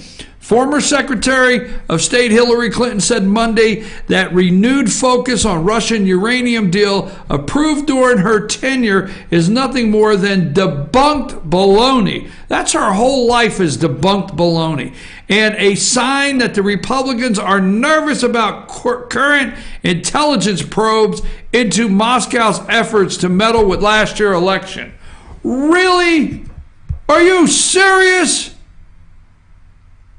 You sold 20% of our uranium deposits to Russia, and we're worried, the Republicans are worried about the Moscow's effort to meddle in last year's election? I think the real story is how nervous they are about these continuing investigations. The former Democratic presidential nominee said during an interview broadcast on C-SPAN, folks, Uranium One, your president, your former president, and Hillary Clinton sold, okay, our uranium reserves. The Obama administration Uranium One scandal. Put that picture up there. Do you have that picture? I thought I sent you a picture that had Obama and Hillary together. Put that picture up. Now, something I want you to notice in the back corner, folks. This is the most corrupt people you've ever met. There's Obama, Hillary, and who's in the back corner? Valerie Jarrett. Don't forget that. That's Valerie Jarrett. Don't forget, Valerie Jarrett was with Barack Obama. People don't like this, but because where you're born, what's the big deal? Don't forget, Valerie Jarrett's Iranian born. Period. Don't forget it. Don't forget the Iranian-born Valerie Jarrett was with Barack Obama before he became president of the United States. Don't forget that Valerie Jarrett stayed with Barack Obama all 8 years. Very few people in an administration stay the entire 8 years, okay? They start looking, even if it's a two-term president, they start looking for a private sector job in year 6, okay? They just do. Valerie Jarrett was there with Obama before he got to the White House. Valerie Jarrett stayed all 8 years. Never forget that. That name doesn't come up. You hear Stephanie Powers' name come up. You hear all the names come up. Uma Abedin, Hillary Clinton, John Podesta, the list goes on, George Soros. Valerie Jarrett never comes up that often. And she stayed all 8 years, and she's still there. Just don't forget that, okay? This is from the National Review. Andrew McCarthy. Not only the Clintons are implicated in the uranium deal, put up Uranium One again, with the Russians that compromise national security interest. Let's put the Uranium One scandal into perspective, okay? The cool $500,000 the Putin regime funneled to Bill Clinton with 5 times the amount it spent on those Facebook ads. Now, I like the way they put this into perspective, because right now, you, the American people, have spent millions, maybe hundreds and hundreds of millions of dollars in investigations already. Okay, you have a special counsel. Do you know what the Russian investigation has been boiled down to? Is that, you know what? Somebody created Russian ads for bots. We've talked about Russian bots, okay? And bought a couple $100,000 worth of advertising. We're talking about a campaign, folks, that over $1 billion was spent on. Over $1 billion was spent on. And right now, your Russian investigation could be boiled down to, you know, smacking Paul Manafort on the hand, coming up with something on Flynn, General Flynn, Michael Flynn, and that's what it boils down to, and buying a couple $100,000 worth of Facebook ads from Russian bots. So that's the perspective. A cool $500,000 bucks the Putin regime funneled to Bill Clinton was 5 times the amount spent on Facebook ads. The ones the media Democrat complex ludicrously suggest swung the 2016 presidential election to Donald Trump. See, Hillary's on one network saying, hey, they're just concerned, and this is all baloney, on all the investigations into them and their collusion with Russia that swayed the election. Hey, Uranium won. These people gave Bill Clinton $500,000. Right now, the best we can find is Russian bots bought $100,000 worth of Facebook ads. The Facebook ad buy, which started in June 2015 before Donald Trump entered the race, was more left-wing, okay? Ads pushing hysteria on racism, immigration, and guns, then electioneering. The Clintons' own longtime political strategist Mark Penn estimates that just $6,500 went to actual electioneering. You read that right. You read that right. $6,500 is all. By contrast, the staggering $500,000 payday from the Kremlin tied to a Russian bank for a single speech. Bill Clinton got $500,000 for one speech from a bank in Russia tied to the Kremlin, was part of a multi-million-dollar influence peddling scheme to enrich the former president and his wife, then Secretary of State Hillary Clinton. At the time, Russia was plotting successfully to secure U.S. government approval for its acquisition of Uranium One. You see, we had to approve the acquisition of Uranium One. That was in 2013. Didn't I just read that to you? Okay, they had to approve it. All right. In July 2013, Rosatom, a Russian state-owned enterprise, through its subsidiary ARMZ Uranium Holdings, purchased a company at a value of 1.3. A Russian. See, we had to. Where'd I go with that? I think I lost that one. We had to approve that. Okay? Now, Hillary Clinton's calling it baloney. All right, it's baloney. No, I don't think it's baloney. We had to approve that. $500,000 Bill Clinton got for a speech from a bank, got money, Russian-tied bank, for a single speech, was part of a multi-million-dollar deal to secure the U.S. approval of the acquisition of the Uranium One. Okay, here's the kicker. The Uranium One scandal is not only or even particularly a Clinton scandal, it's an Obama administration scandal. The Clintons were just doing what the Clintons do, cashing in on their public service. The Obama administration, with Secretary Clinton at the forefront, but hardly alone, was knowingly compromising American national security interests. The administration greenlighted the transfer of control of 1/5 of the Americans' uranium mining capacity to Russia, a hostile regime, specifically to Russia's state-controlled nuclear energy conglomerate Rosatom. Worse, at the time the administration approved the transfer, it knew that Rosatom's American subsidiary was engaged in a lucrative racketeering enterprise that had already committed felony extortion, fraud, money laundering offenses. It is time for the American people to stop watching MSNBC call Donald Trump a bully. It is time to stop all the nonsense out there.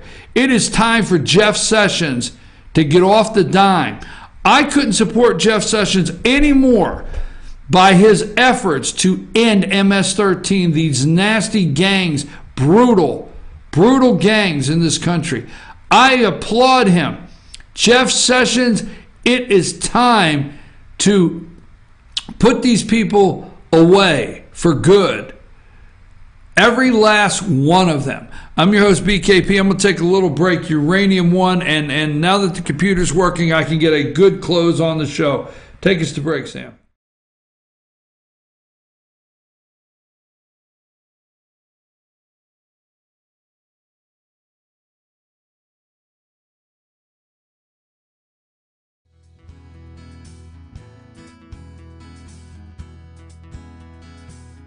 Hello, my name is Chad Watkins. I'm the manager at Larry's Body Shop. We are a family-owned and operated business and have been serving the North Georgia area since 1978. We are located at 1216 Progress Road in LOJ, Georgia. Our shop specializes in collision repair and we work with all major insurance companies. Larry's Body Shop is ICAR Gold, the highest role of training recognized by the collision repair industry. It is estimated that only 10% of collision shops meet these standards. Our shop consists of state-of-the-art equipment such as laser measurement system, down-drive spray booth, spot and MIG welding equipment. All of our paints are mixed on-site so that we can guarantee your paint to match every time. I know that having an accident can be a stressful event. We take pride in making sure our customers are satisfied with the repair of their vehicles. Our waiting area is clean and comfortable with free Wi-Fi and refreshing beverages. So if you're in an accident, stop by and see us at Larry's Body Shop. North Georgia Diamond is your source for diamonds. Come on in to view the area's largest selection of fine jewelry at North Georgia Diamond. All repairs and designs are done on-site by our jewelers. And North Georgia Diamond has the lowest prices on loose diamonds. You can also sell your gold, silver, and coins at North Georgia Diamond between Walmart and Lowe's in East LJ. Locally owned by Bill and Allison Craig, North Georgia Diamond is your source for diamonds in North Georgia. When I think about our day and the time we've spent together and going to sit down at a couple of your business, everything you do surrounds this city. Live, eat, sleep, work, it surrounds the city of Blue Ridge. It does. I actually always say this is a live, work, play lifestyle in downtown Blue Ridge. What are some of the things, if you're sitting out here, you think about as issues if elected city council member? Well, first of all, if I could tell you all the things I thought about on this porch, I would go on for days. This is a great thinking porch, but you know, I think to put things into perspective, this is the surface view that everybody sees of Blue Ridge, and you know, our residents, the people who come and visit Blue Ridge. But the thing that you know has me most concerned, and that we really need to focus on, are the things that are not surface view, the things that are underground. We've got a lot of issues with our sewer system right now. We have the new water plant in the city of Blue Ridge, which is great. Payments are going to have to start on it soon, but we really need to update and repair our infrastructure. We've got a lot of flooding going on in downtown Blue Ridge, which I know a lot of people are concerned about. So, you know, Blue Ridge today is beautiful as people walk by. So there's a lot of things in the city as far as the infrastructure, planning, zoning, issues like that, that if we're going to keep Blue Ridge the wonderful place that it is, that we've really got to focus on over the next few years.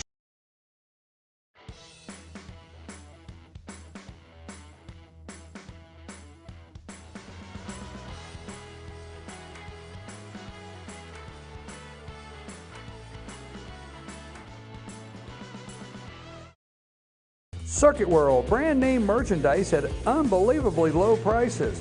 Furniture, appliances, and electronics. Circuit World is locally owned and operated, serving the tri-state area. Circuit World has highly trained professionals to help. Visit your hometown Circuit World today. 3 locations in Georgia, Ellijay, Blue Ridge, and Blairsville, Franklin, and Murphy, North Carolina. No credit checks, so let Circuit World deliver to you today.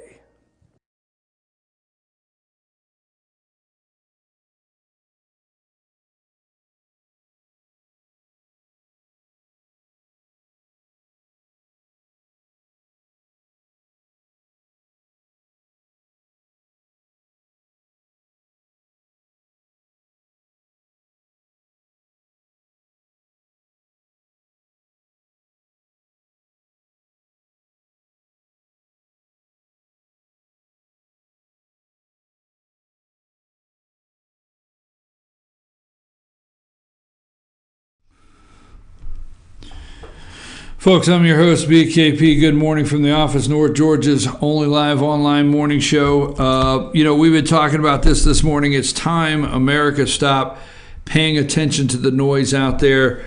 The people that want Donald Trump to have his Katrina, his Benghazi. We haven't had a chance to talk about tax reform today, or the budget, or the debt. We have not had a chance to. We did show you the 5 presidents that laid everything on Donald Trump's desk and walked away. Now Democrats, this is an opinion piece editorial on the New York Post. Now Democrats have a Russian problem. Lefty cheers for Robert Mueller's investigation into Russian meddling. Now Robert Mueller is the special counsel that was appointed by Rod Rosenstein. Rod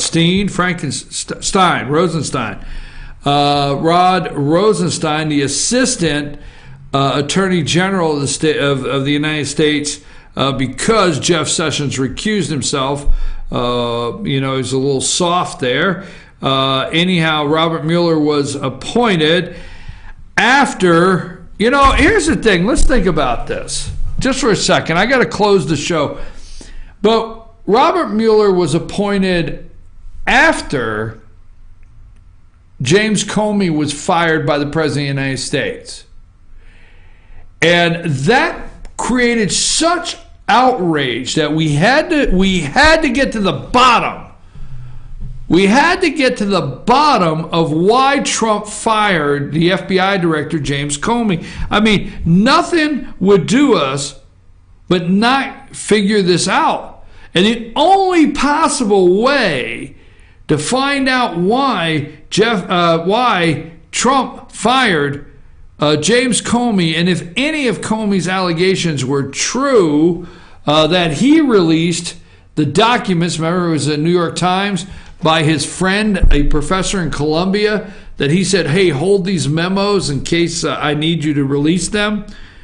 We now find out that Trump was very much was on the right side of getting rid of James Comey.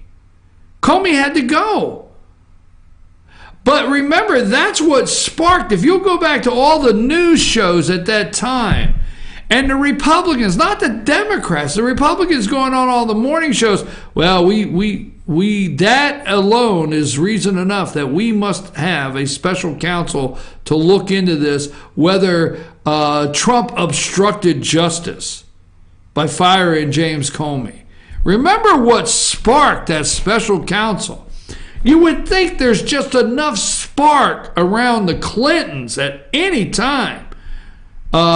Right now, and Obama and Stephanie Powers, and just the list goes on, that there should be a special counsel. Left cheers for Robert Mueller's investigation into Russian meddling in U.S. politics may soon fade now that he's reportedly looking into a top Democrat lobbyist.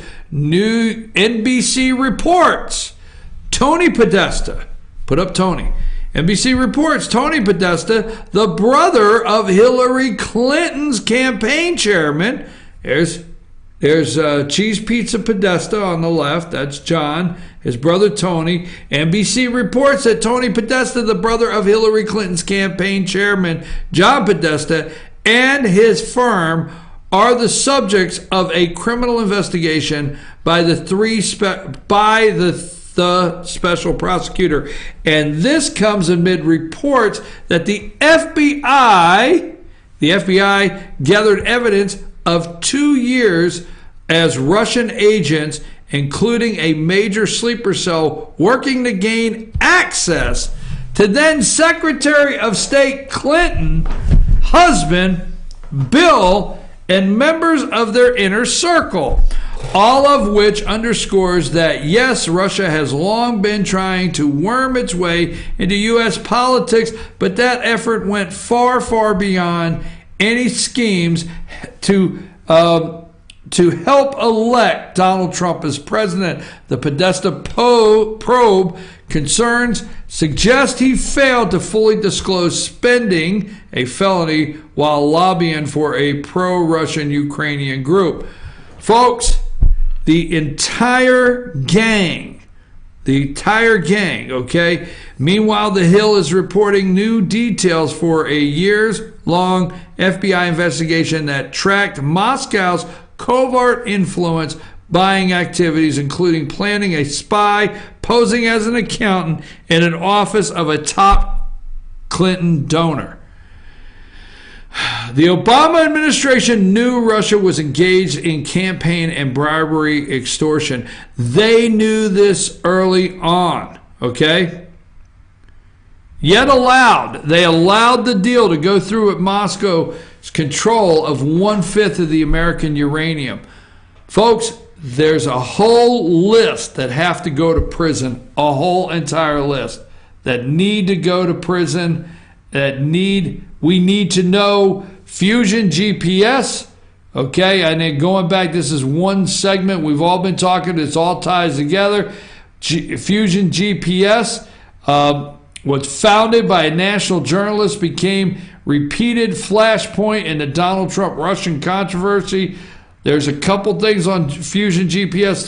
The firm was founded by former investigative journalists of the Wall Street Journal. That would be Glenn Simpson, okay? Number two, Fusion GPS was behind the dossier that tried to discredit Trump and lewd allegations linked to Russia, all right? No, it didn't sell the uranium deposits to this country and give Bill Clinton $500,000. A U.S. senator has accused Fusion GPS for working as an unregistered agent for Russia. Okay, they've been accused of that. There's documents here that we don't have time to go over of Fusion GPS. All right. The firm was behind a report that discredited Planned Parenthood sting videos and worked as a Shrek who once burned the American flag, a sheik. I'm sorry, I don't know what's it. Worked for a sheik who once burned the American flag. The firm was behind a report that discredited Planned Parenthood sting videos. Okay, they were behind that when they got the chance, and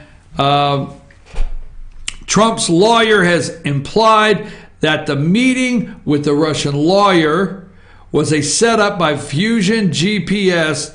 Fusion GPS denies knowing about it. They deny it, the Donald Trump Jr. setup. Folks, I'm just telling you now, the Steele, Simpson, the judge is going to decide whether the subpoena will allow them to get copies from the bank of the bank records to find out who paid for the dossier.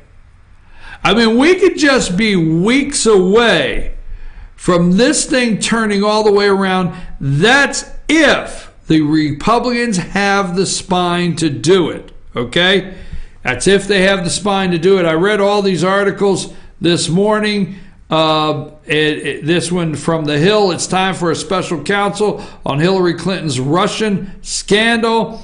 When the story broke in April of 2015, at the Obama administration, with the help of Hillary Clinton's State Department, paved the way for Russia to gain control of 20% of America's uranium. It sent shockwaves through the halls of power in Washington. It caused red flags to go up and raised scores of questions with emotional implications. All right, it is time, folks. It is time. Citizens United discovered a discovery of Russian-related Clinton emails through its Freedom of Information Act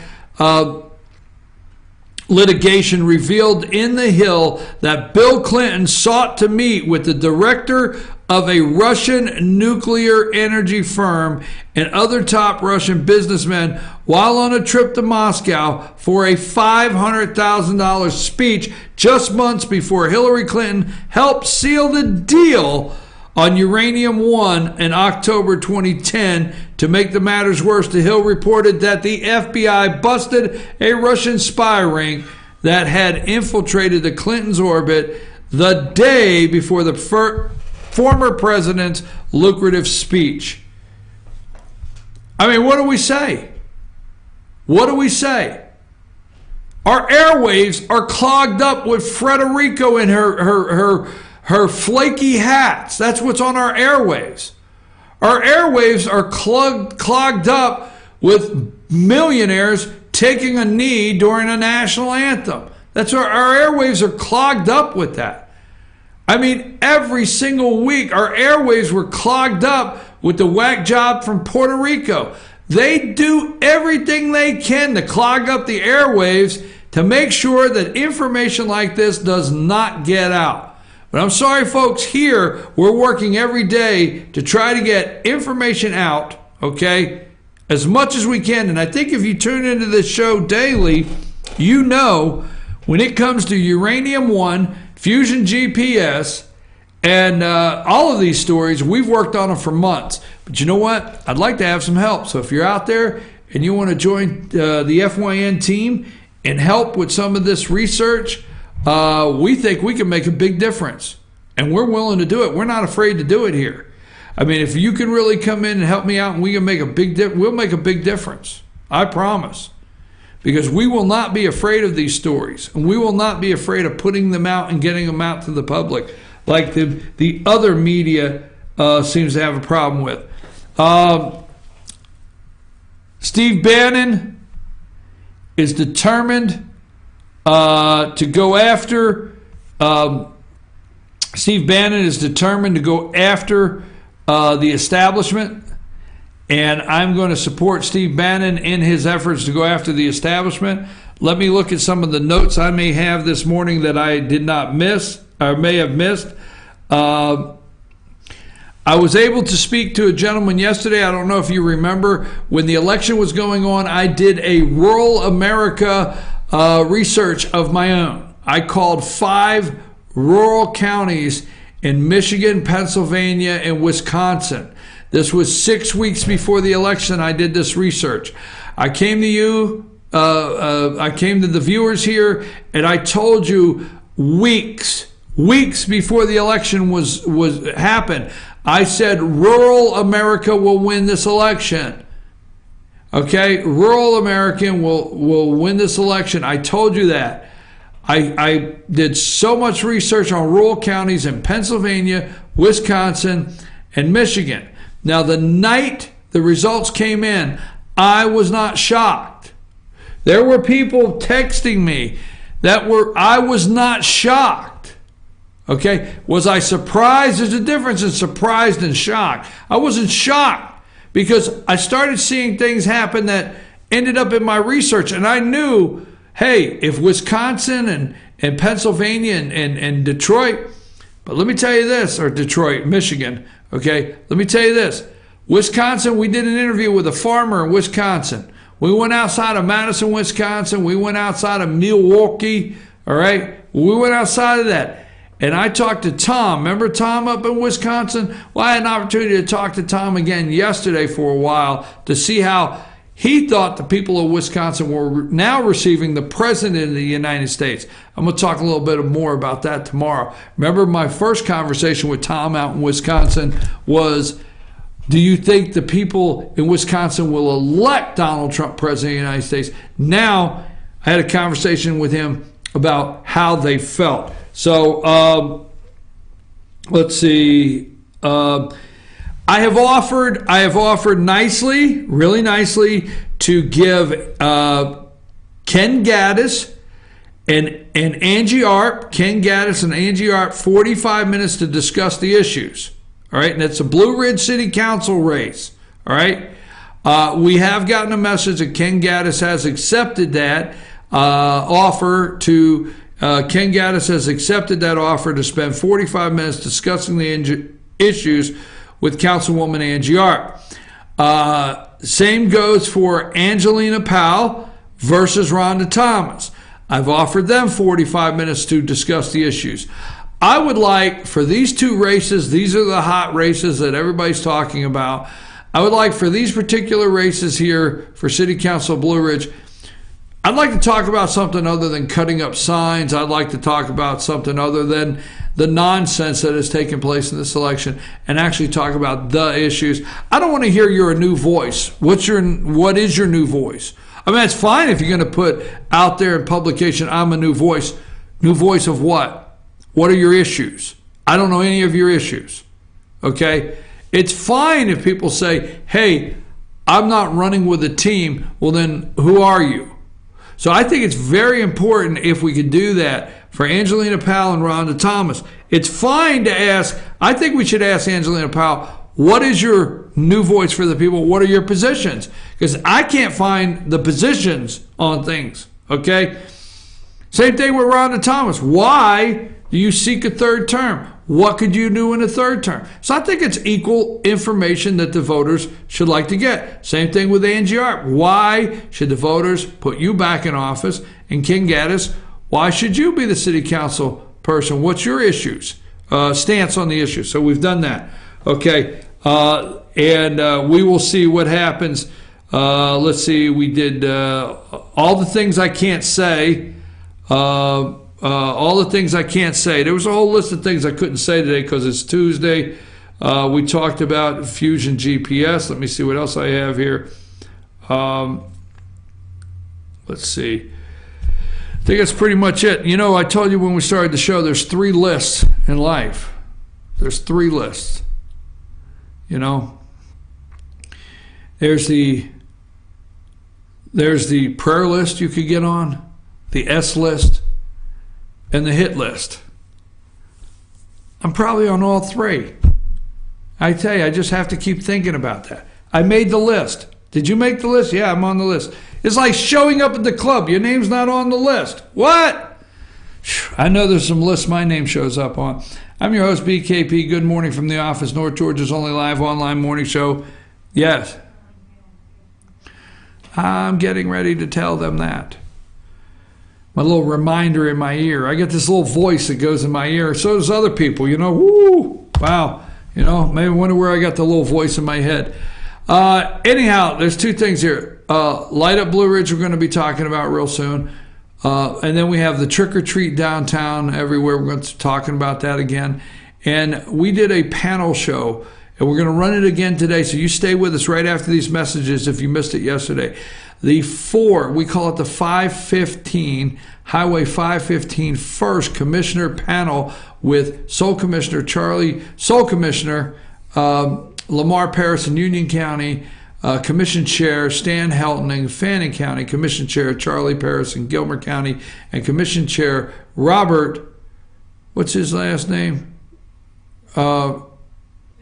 Jones. You know why I couldn't remember that? Because I always call him Rob Jones. So when I say Robert, so Robert Jones, Commission Chair of Pickens County. I'm your host. Stay tuned. Right after these messages, you're really going to enjoy these 4 gentlemen as they discuss North Georgia and your county issues today. Take us out of here, Sam.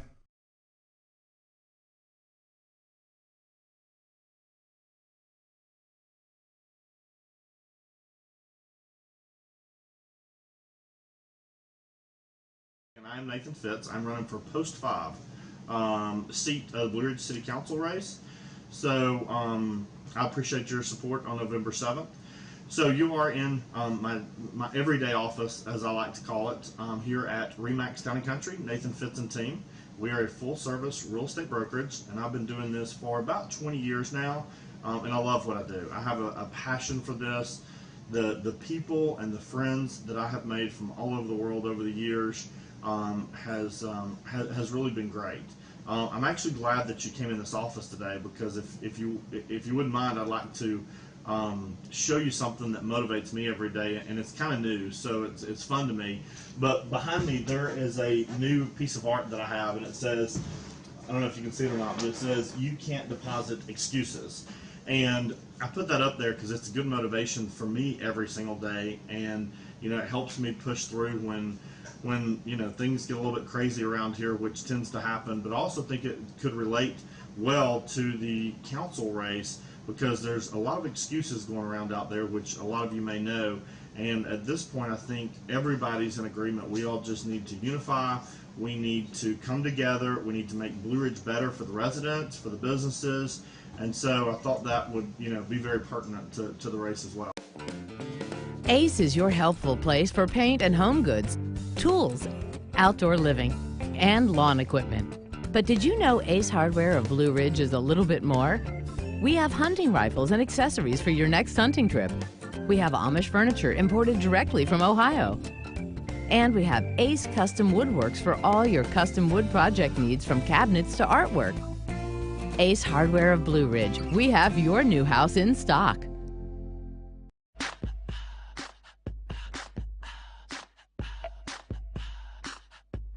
What you gonna do with all that junk?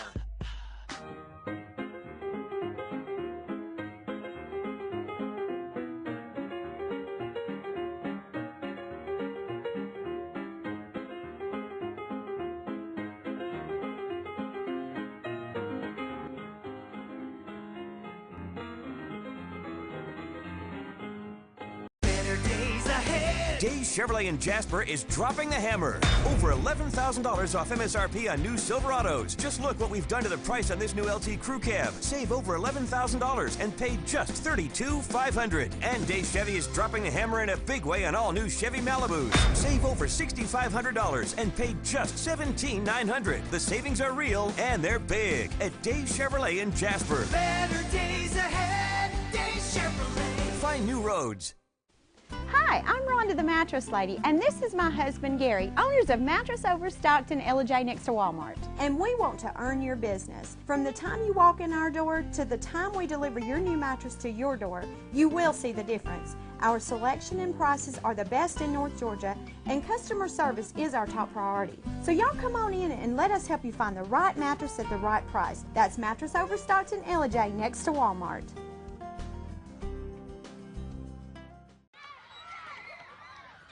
All I do is win, win, win, no matter what. Got money on my mind, I can never get enough.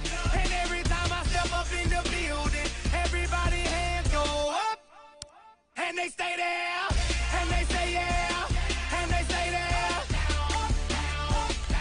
Cause all I do is win, win, win. And if you going in, put your hands in the air, make them stay there. All I do is win, win. So, I'll tell you what, I'll put you on the spot. How's that? You ready? I wouldn't be surprised if you didn't. All right. Give me 2 more issues. Pick me 2 more issues. It can't be infrastructure. It can't be parking.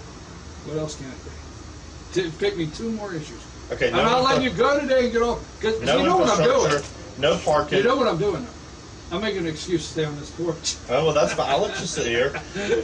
And no transparency. We've already discussed that. Okay. We've already talked about modernizing the city website, bringing a lot of things up to date there. Let's see, what other issues? We talked about grants. Do we want to talk about parks? Yeah, we've got, good. We got the new park in downtown Blue Ridge. Okay. It looks great. Our city park over where the pool is, it's my understanding as of a couple of weeks ago, the pool has a leak in it now. That pool's been around since I was a kid. Actually, probably before I was a kid. And that playground equipment over there, I know, is outdated and needs to be updated. A couple of years ago, the tennis courts were updated over there. So we have done some remodeling to the city park where the pool is and where the ball fields are, but there's some other things that still need to be done. So that's certainly something the next council needs to look at. Go for it. So, roads is the other thing that needs to be looked at. I've had a lot of emails, a lot of calls on different roads in the city that you guys as citizens are requesting that need to be fixed. Some of you guys have waited 2 and 3 years on roads to be fixed. Obviously, it all goes back to funds and having the money to fix some of these roads. But there are a lot of roads in the city that need to be repaired over, like State Street, over behind the what they call the county barn or the state barn, behind Circle J Steakhouse. Some of those roads need to be patched and fixed over there. Of course, Davis Street was an issue down Ada Street. There's several other roads over by the fairgrounds that need to be repaired. So repairing our roads and our streets and our sidewalks are constant maintenance, and that's something that certainly we're going to be focused on as well.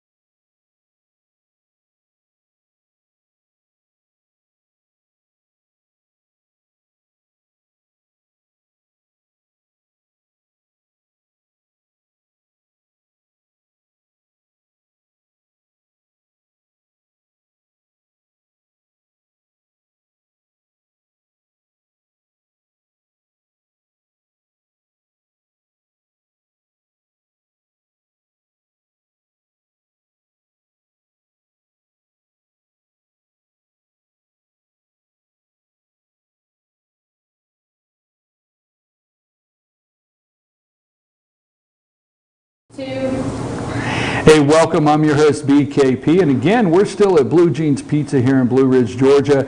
And this is our first North Georgia Rural County Commission panel. I have with me here, I'm your host, BKP. I have with me here to my left, Stan Helton, Commission Chair of Fannin County. To his left, Robert Jones, Commission Chair of Pickens County. And on the end, Commission Chair of Gilmer County, Charlie Paris. Now, Sole Commissioner Lamar Paris will be joining us here briefly. He's running just a little behind, so at about 10 minutes when he comes in, we'll take a break and get Sole Commissioner Lamar Paris will be joining us at that time. Gentlemen, I appreciate you joining me.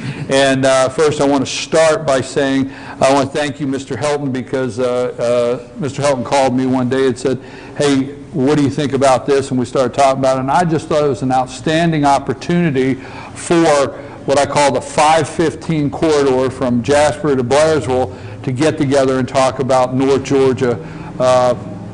We love all of Georgia, but we're going to focus on North Georgia. How about that? I like that. You like that? Well, I appreciate that. Mr. Jones, I appreciate you're just waiting to say something. Would you like to open with that? Let him start. I just want to be sure they don't combine us with the North Georgia Mafia. Other than that, we're doing well. Okay. Well, so you saved all of your good material before we went live. Okay. Gentlemen, we're getting together, and let's have a discussion. So I don't want to go in any direction of any question that's put out. You guys just get in back and forth. It's not directed to anybody. And let's start with roads in your counties. And we'll start with that because years ago these positions were actually known as the road commissioners. Years ago it was you're running for road commissioner, and it's still one of the, to me and a lot of the citizens, the top priorities in your county is taking care of roads. All of you just at any time highlight taking care of the roads in your county and how working together as counties that is. Well, I'll start. Of course, we've renamed our road department the Public Works, and the total budget for that department is almost 25% of the total county budget. So it's very significant dollar-wise, And certainly, as Fannin County grows and more people move in here, the use of the roads and the condition of the roads is absolutely a critical component of our government. One of the things that we've done this year, which is a direct result of communicating with my fellow commissioners, is this chip sealing process. Rob has been very active with that and was kind enough to invite myself and our Public Works Director down and give us a demonstration on equipment needed. And we've been able to get involved with that, buy some equipment, and the result of that is a tremendous savings in paving and resurfacing roads using that equipment. So it is, as you said, it is absolutely critical for us. And the relationship I have with both of these gentlemen has been very helpful with me and certainly directly a help to the taxpayers of Fannin County. Mr. Parrish, this is a test. By the way, I know Mr. No, I want to say this, and all three of you, I'd like to hear from all three of you on this. Some people don't, when I say realize, how many miles of county road there is. I mean, it's just, because I want to say this very nicely as the citizens, there's the road you live on, right? That's correct. I mean, seriously, right? It's the road you live on, but the county, Gilmer County, how many miles of actual county road do you have to maintain? It's either 502 or 503. I never can. That two or three. But it's just a hair over 500 miles. 500 miles of road. How about Pickens County? Pickens County's got 547 miles of paved road, and we got 105 miles of dirt road that we're responsible for. And that's not counting Talking Rock, Jasper, Nelson, or state highways that are in the county. State highways are city. That's not included. That's correct. That's just county roads. Just county roads. How about yourself? 415 county roads, 443 total miles, 60% paved, the 40% gravel, dirt roads. So that's a lot. That's a lot of roads to fill gravel holes. How do you prioritize? I mean, let's go with you, Mr. Jones here. How do you prioritize your road repairs? What gets gravel? What's getting paved this year? How do you do that in Pickens County? Well, my two counterparts here, like myself, I took office originally as sole commissioner back in 2005. And we had issues back then to the fact that the money that we used to get from the DOT was just 10 miles. Now, we just told you how many miles we've got. But the LMIG, or it used to be STIP back then, was just 10 miles, just enough money to do 10 miles. And then the county itself, such as these other two counties, Gilmer and Fannin, we didn't have a lot of money in our budget to resurface roads, because you're talking about doing a 22-foot wide road per mile is bouncing around somewhere around $80,000. That's what it costs to blacktop one. When you do chip seal, like we're doing a lot now, to get the dirt roads up to snuff, it's costing you somewhere between $30,000 and $55,000, depending on what you got to update that. Now, what we've done over the years to get to that point is, number one, we identified all of our roads. We've got the mileage on all of our roads, and then we had two of our individuals trained to go out and look at the roads, see what kind of conditions they were in. Of course, the joke many years around North Georgia is we don't have potholes in North Georgia. We've got inverted speed humps, and that kind of slows down the individuals that are there. But when you try to do roads to bring them up to standards, is what we call it. We've got them graded to the best we can. But the problem Pickens County had was the fact that we had just about all of them fell through at one time. With especially the hard winters that we had back around around 2000, 2001, 2002, they were coming all to pieces. They were what the allocator cracking. The traffic had increased quite a bit, and that's pretty hard on some of your back roads, because a lot of our back roads here, such as these two guys here, don't have any base underneath them. You need about 6 inches of base. So it took a little education to get your staff up to speed on what we need to do, where we need to start focusing our finances. And then, of course, on the finance part, the state is you're paid by the county to how many feet of road that you've got, or miles of road that you've got, and that's how you get your money through your LMIG program. But also what Pickens County had done, as everybody knows, we did not vote for the state transportation SPLOST dollars. But what we did locally is the Pickens County citizens voted for an internal county DOT road project money, and with roads, bridges, and sidewalks. So we've taken that money, matched it with the state funds, and for instance, like last year, we spent $1.2 million on upgrading roads last year. This year, this coming year, we're going to spend somewhere around $1.5 million, along with the LMIG money that we're getting from the state. So that money is going in there to bring our roads up to standards. Mr. Parris, let me ask you a question. Down in Gilmer County, when you took office, economically, many people know in Gilmer County that the road department, older equipment, kind of struggling, didn't have enough resources to keep the roads up, the upkeep on the roads. When you came into office, there was a lot of things you faced first day where that was concerned. Where are we now? Well, right now in the road department, I think we've made some tremendous strides, because what I was faced with when I first came in was personnel was down to less than half what it had been a few years earlier, and every single piece of equipment we had, with one exception, was just ancient. And I mean, it was so old that if something broke, we couldn't find parts for them anymore. Nothing had been replaced in a very, very long time. So we had a situation where we didn't have enough people. The equipment we had was constantly breaking down. When it did break down, it took us forever to find parts to replace it. So what we did was we utilized some of the savings that we got from the refinancing of the bonds to kind of concentrate on the road department. We bought new equipment out there. We bought 2 new dump trucks, and when I say new, I don't necessarily mean straight off the showroom floor, but new to us and relatively modern stuff. We bought 2 new dump trucks. We bought a new bulldozer. We bought a new roller unit for the paving. We've just really infused the road department with quite a bit of more modern equipment. And that's just been in the last year or so that we've done it. And by being able to utilize that the savings from the bond refinancing for the bigger part of it, we were able to do all this and pay cash for it without going into any deeper debt, which was, debt is not an option for us. So, so we've got the road department almost where we need it in terms of equipment. We still need to have a new paver because that one is kind of on its last legs, and a couple of other little items, but we've got it almost where we want it. We've increased personnel, not back to really where we wish it could be, but what we're able to do for now, and we have more than we had before.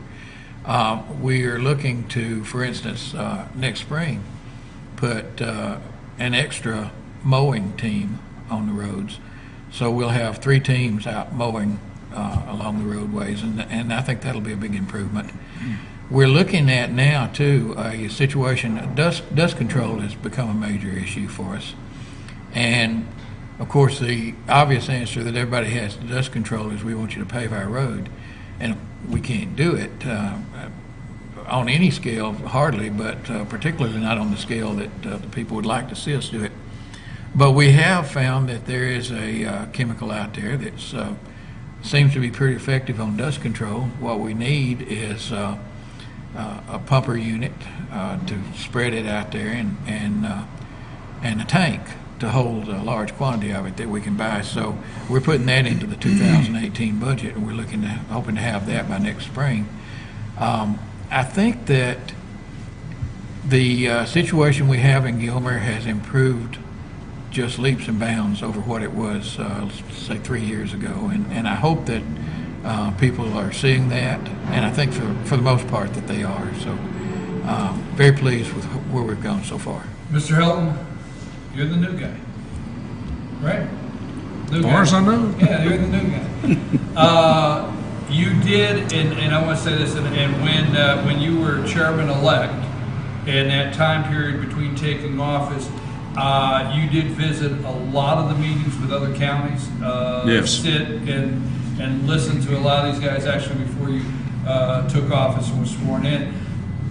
As far as roads, the Public Works Department, correct me if I'm wrong, but you've narrowed it down. I mean, you have, I don't want to say shrunk the services, but the overhead out there. So it's, I say lean. What have you guys done to shrink that down, but also provide what the citizens want, taking care of the roads and their bridges and their dirt roads?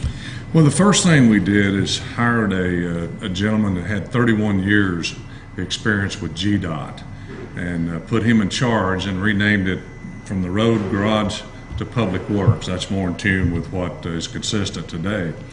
And through his efforts, we've reorganized and downsized and done this gradually, steadily, slowly. We've had some retirements, we've had some transfers, and we've had some folks that have left to pursue their other opportunities. But what we've expected is whatever that bar is, as far as what was expected before, to raise that. And you're right, I not only went to the other counties, but I also spent my 7 months I had last year to get out and work and learn. And I spent 3 full days working with people at the road department, at the Public Works department, and it gave me a pretty good feel for some things that I felt like we could improve on. And then when we put Mr. Ratcliffe in charge, he and I had many discussions. I had discussions with the post commissioners last year when I could legally do that, and got their input on what they thought. And we all were in agreement that we felt we could be more efficient, that we could demand a little more, that we were a little fat. In fact, that was one of the things, not just Gilmer and Pickens County, but I went to other counties, and I felt like our staffing was a little too much for what we needed. So it's been kind of an overall evaluation and ongoing. But the one thing, of course, is Charlie was mentioning equipment. I felt like there was a need to get better equipment. You've got someone that wants to do a good job, but if you've got a piece of a trackle or something that he can't work with, well, that guy's not going to do a very good job. You get a man that wants to do a good job with a good piece of equipment that he's had input to, say, this is what I need, you'll find the effort and the results will be quite a bit more than what you've had. But I've been very pleased with that effort. We've introduced something on our website. If any citizen has a complaint about roads, they can go on there and put that information in. It goes directly to the Public Works. They address those type of things. If it's emergency, they'll respond very quick.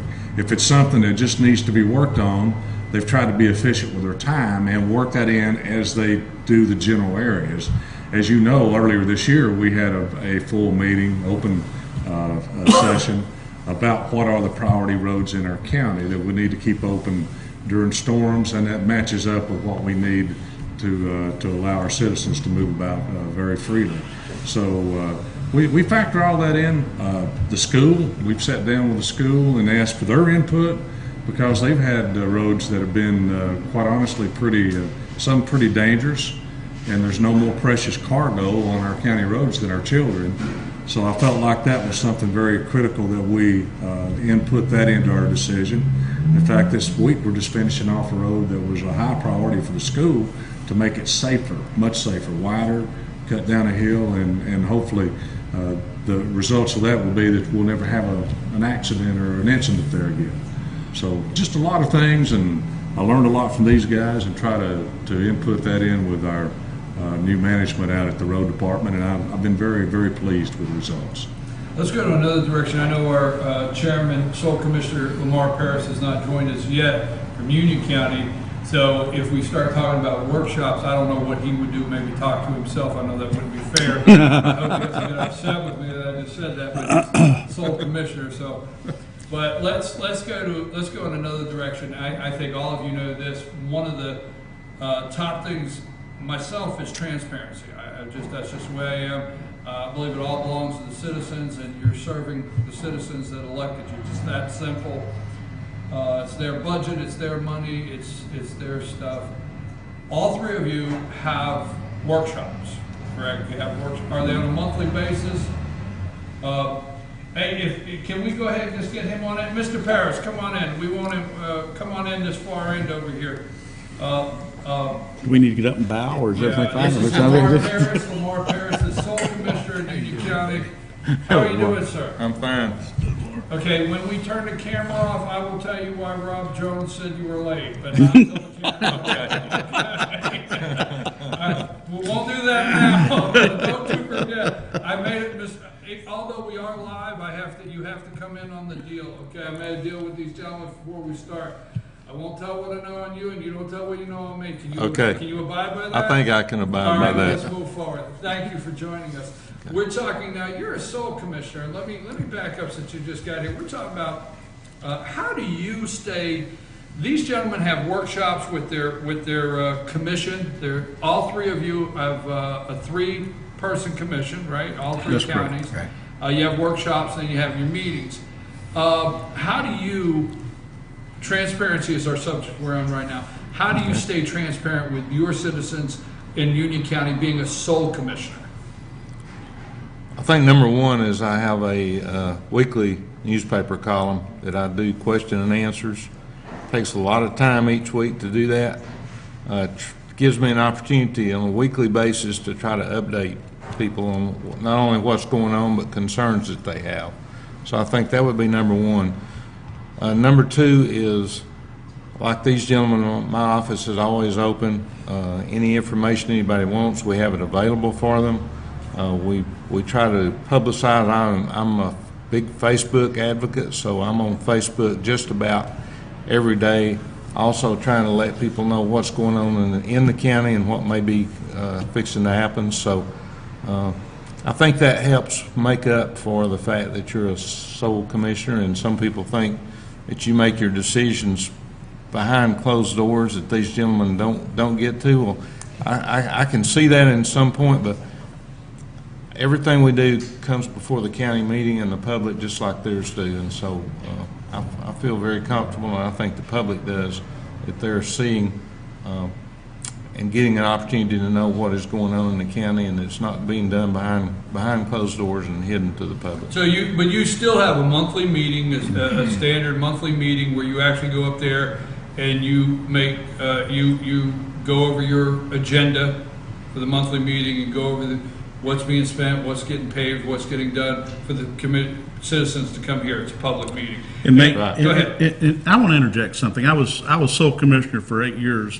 down in Pickens County. And I know what Lamar is going through, but I'll tell you this from my personal experience: as a sole commissioner form of government, you have more people looking over your shoulder than you do with a multi-person board. I like the fact that when you're sole commissioner form of government, when you make the decision, and I know he'll probably back me up on this, you take it to heart, because the decision that you make as a sole commissioner is strictly on your shoulders and your shoulders only, and you govern the lives of the people that you're making this decision for. Now you're on a multi-person board.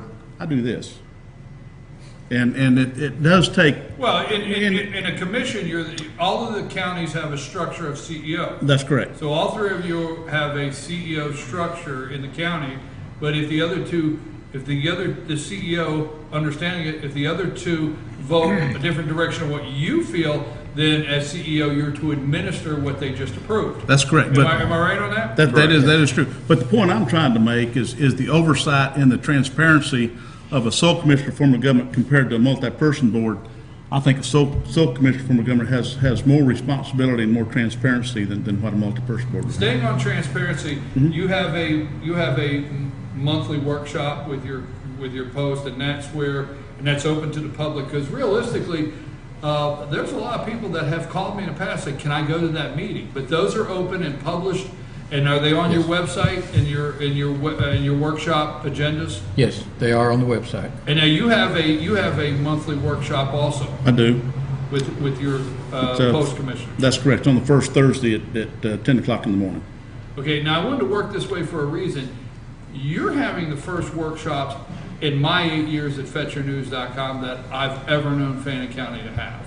Why did you put workshops in yourself? Why did you? Because I have attended your workshops, and I'll say I appreciate them, and I think the citizens do. Why did you decide to do it? Brian, the primary reason so I could communicate better with the commissioners, and also it would help them to be able to do that. I felt like that was lacking and was needed, and as you know, we've had a number of workshops. We don't have it scheduled as a monthly, but as needed on various subjects. So anytime the other commissioners feel like we need to do that, we'll do it. But I think it's been very helpful for the three of us. As you know, we have this thing called the Sunshine Law, and we have to adhere to that, and that's really the only legal opportunity for all three commissioners, chairman and two post commissioners, to sit down and interact and discuss issues that are important.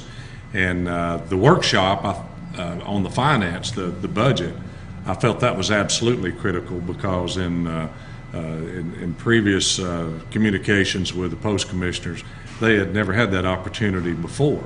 So as your folks were there at that workshop, we went through every department, every elected official, well over 1,000 line items, and quite honestly, it was I'd have to say we grilled people.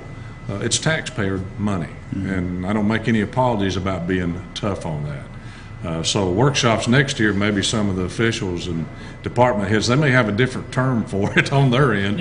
I'm going to continue. I will say openly, first ones, I've enjoyed them. I enjoy going to the workshops, and that's actually, they're open to the public. The public can come here, and actually the workshops I've attended, of all of your workshops, you are open to public comments at it, or you have an organized way of doing it, but still yet it is an opportunity, the workshop, more for the public to say how they feel about it versus a regular meeting.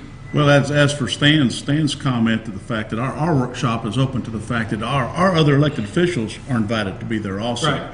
And if that way, if the other post commissioners have any questions for those other elected officials, everything can be brought out to that point. Whether they show up or not is up to them. Maybe that's something that the citizens need to look at, about getting the other elected officials to some of these workshops. But anyway, it's worked out well in Pickens County, because Stan's right to the point that we have to have a legal way to meet with the other two commissioners. Right. And discuss the subjects that have to come up. Let's go to the state. Let's switch gears. We've been talking about transfers, huh? Must we?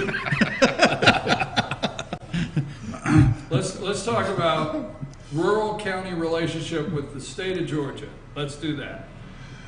We hear. I want two sides. We hear if it's a subject that we don't feel in North Georgia we're getting enough attention on, that gets the noise. But there's got to be some things. There's got to be something out there the state does that we can highlight and say thank you for. But I want to go here first. You brought this up about the T-SPLOS. Well, that failed in the state of Georgia overall, except for one region, I think. But a couple of years ago, a new tax was put in place. Excise tax, we won't go down that road, but a transportation tax. And we were told by Atlanta that this would not just benefit Atlanta, it would benefit rural Georgia. So could each one of you tell us how that tax a couple of years ago, what they've done, how it's benefiting your county, what highways, what things you're seeing out of that, and the return? Because that was one of the things, and then I'm going to get away from it. That was one of the things is, if you send it to us, we'll send it back to your county. And it's always a question of what you send back down, what you send back. So go ahead. Could I start? Yeah, you start right now. Last in, first out. I was really one of the commissioners who was really excited that the state did pass that. It took a lot of fortitude by some of the representatives to vote for that, and some of them have had kickback on it. But we feel like we're seeing the benefit of new highway planning. Same that they have in Fannin, but we've got Highway 76 West going out of Blairsville, the Young Harris Highway. It's being planned now for construction beginning in about 3 years to widen 4-lane that way. We have in plan process 129 North. It's further out. It'll probably be a 2024, 2025 project. But those are things that would not have happened without this. We are also seeing, we have a Walmart and we have some accident issues out there. GDOT has been real good to come in immediately and meet with us and talk to us and try to come up with solutions on how to make things better. We're getting more funding for our LMIG, local maintenance and assistant grants from the state. We're getting that is being increased, so we've got more funding available for resurfacing of our roads. So I am very excited about it long term. I think it's going to be a big advantage. We were talking about a new red light intersection going into our farmers market, and we were able to talk to them about it. Normally they would have said, okay, you guys get back with us when you got the plan and you got the money and maybe we'll do it. Instead we got, hey, we'll be glad to work with you on this. You start doing the preliminary plans and we think we can help you make this happen. So it's for somebody in a county government, it's an exciting future, I think, for our roads. I think, and Mr. Parrish, take off with that. I think one of the things, and I remember when this was going through the House and the Senate for the governor to sign, I think one of the things was, would the rural counties get back, and what would be the benefit in rural counties? And I think that's sometimes something that we always want to be clear on. Mr. Parrish, you want to take on that? Well, I was initially very much opposed to this bill, and very verbally so. But the concerns that I had, that was the bill as it was originally introduced, and the concerns that I had were ultimately dealt with. And it's turned out to be a really good thing for us. A couple of things in particular is that the LMIG funds that we get now, these have increased significantly. And that is a really big help to us. The 382 project from cutting through from 515 over to 382. Now that's been on the books since before this bill was enacted, but it was never funded. And pretty quickly after this, it did get funded. So that's been a big help to us. Another thing is that DOT has initiated a program now where they will go out and replace selected bridges in our counties. I got an email from them saying that they would be willing to replace the Vanilla Lane Bridge in Gilmer County if we requested it. It took me about 10 seconds to request it. But, and the only cost... And 8 of that was put the coffee down? Exactly. Yeah, clean up some of the spill. Yeah. But the only cost to the county for that will be 1/2 of the cost of any additional rights of way that have to be obtained. The rest of that will be DOT will be paying for that. Well, when they were presenting that bill and they were discussing around the state, there was a website you could go to with a list of bridges all through the entire state, and that was the big thing that needed replaced in the funding. So you're seeing an upside for Gilmer County in that. What about you, Mr. Johnson? We're seeing an upside also in Pickens. Back in 2005, when I first took office, we started having a meeting the first Monday of every month with the Pickens County Department of Transportation, as well with the cities, whoever's in charge of the city's Department of Transportation, and then we had one or two members from the DOT itself come in Georgia. So once a month we had these meetings, kept us abreast of the situation on how much money was being spent. Like I said earlier, it was a STIP was part of the money back then. Now it's rolled over into LMIG. But with that being said, we are seeing the money that normally goes into mileage of roads for paving is really increased. We're seeing some. I know we're getting a lot of flack, I guess, for lack of information, bad or good, on roundabouts. But I see that's fixing to start being used in Pickens County some. We're seeing some state highways that are being widened and passing lanes happen, especially on 53 towards the Marble Hill area. And we're seeing some safety projects that have been on the books for quite a while that are finally stepping up to the plate, try to get those things eliminated. So I had some questions, as did Mr. Parrish here, when the bill was starting to be passed, but I think most of my issues that I had were being relieved. I just want to see the money that's paid within your counties as revenue, at least the majority of it would come back to the county. I think for me, myself, and I talked to most of you when this bill was on the floor, is the return back to the county. Correct. I think that was strong. What about yourself, Mr. Helton? How have you seen the benefits of that, or if there is a negative that you see? The biggest plus, of course, is the Highway 5 expansion, and as it stands right now, they're about 2 years away from breaking ground and expanding that. And I've been very pleased with what GDOT has done as far as their communication. They've had at least two public presentations communicating to the public what the options were, and there's been plenty of time for feedback or complaints from the citizens to get back. But that's going to be a huge improvement for the county when that gets started. Some of the other issues that this has addressed, we have at least 2, perhaps 3 bridges in the county that are going to be replaced in the next few years at a very, very minimal cost to the citizens and the taxpayers. And as I mentioned, the LMIG, we have 2 roads that we've just finished having resurfaced, Salem Road and Loving Road. These were big projects, and the LMIG actually paid for 72% of that cost. And I'm very pleased with that, and I'm looking forward to projects, particularly LMIG, going forward next year with a 5% increase in funds from this year. So it's been very positive for me. I really haven't seen anything of any consequence that I would call negative. Okay, we're gonna stay on the state just one more minute. And this is one of those where, you know, the first person to step up, that doesn't mean 3 people step back and leave one guy forward, okay? But here's where we're going with this, okay? And I'm not going to call anybody's name to see who wants to answer this. So, and folks, this is not exactly how it happens, but you have somebody dedicated to X amount of time in the day to open the mail that comes from the state.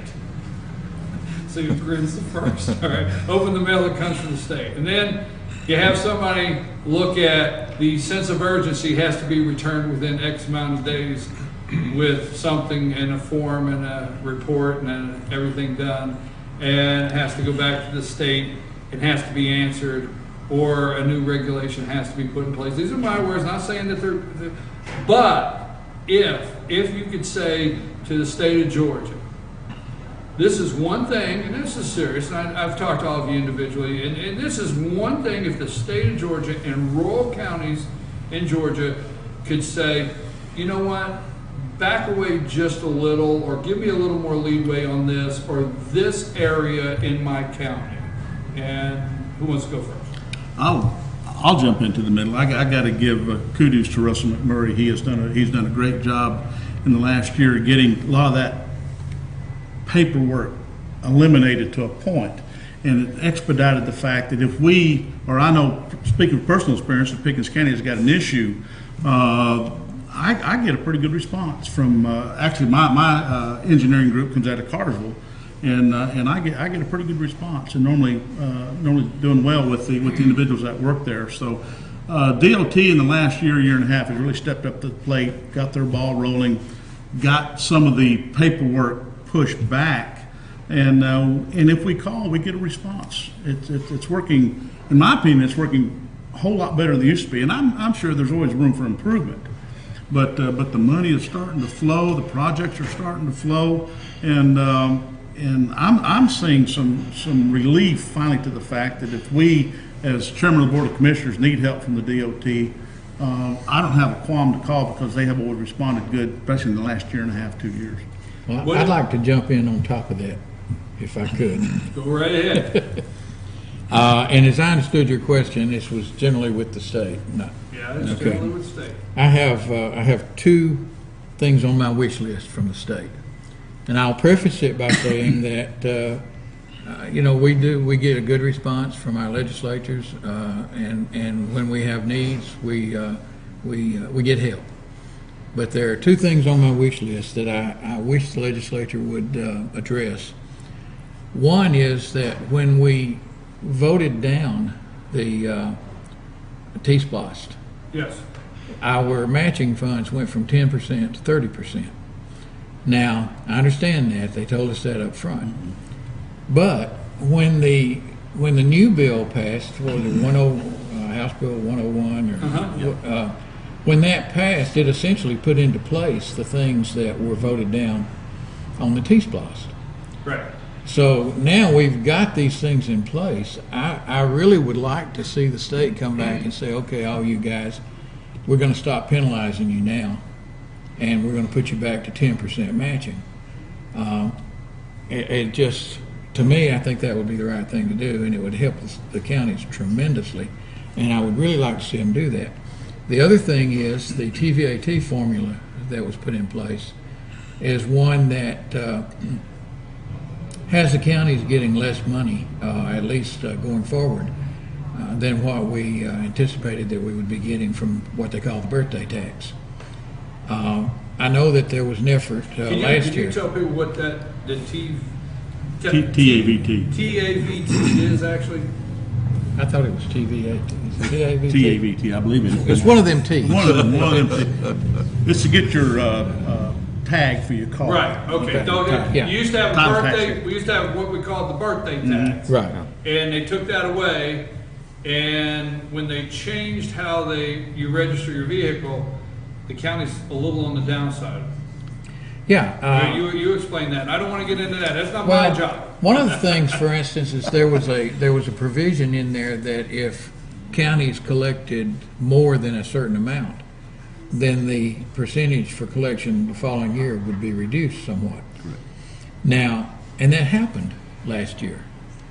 But what happened was some of these really large urban counties collected more, not us rural counties. And because of that, the formula went down for us, and we're collecting less.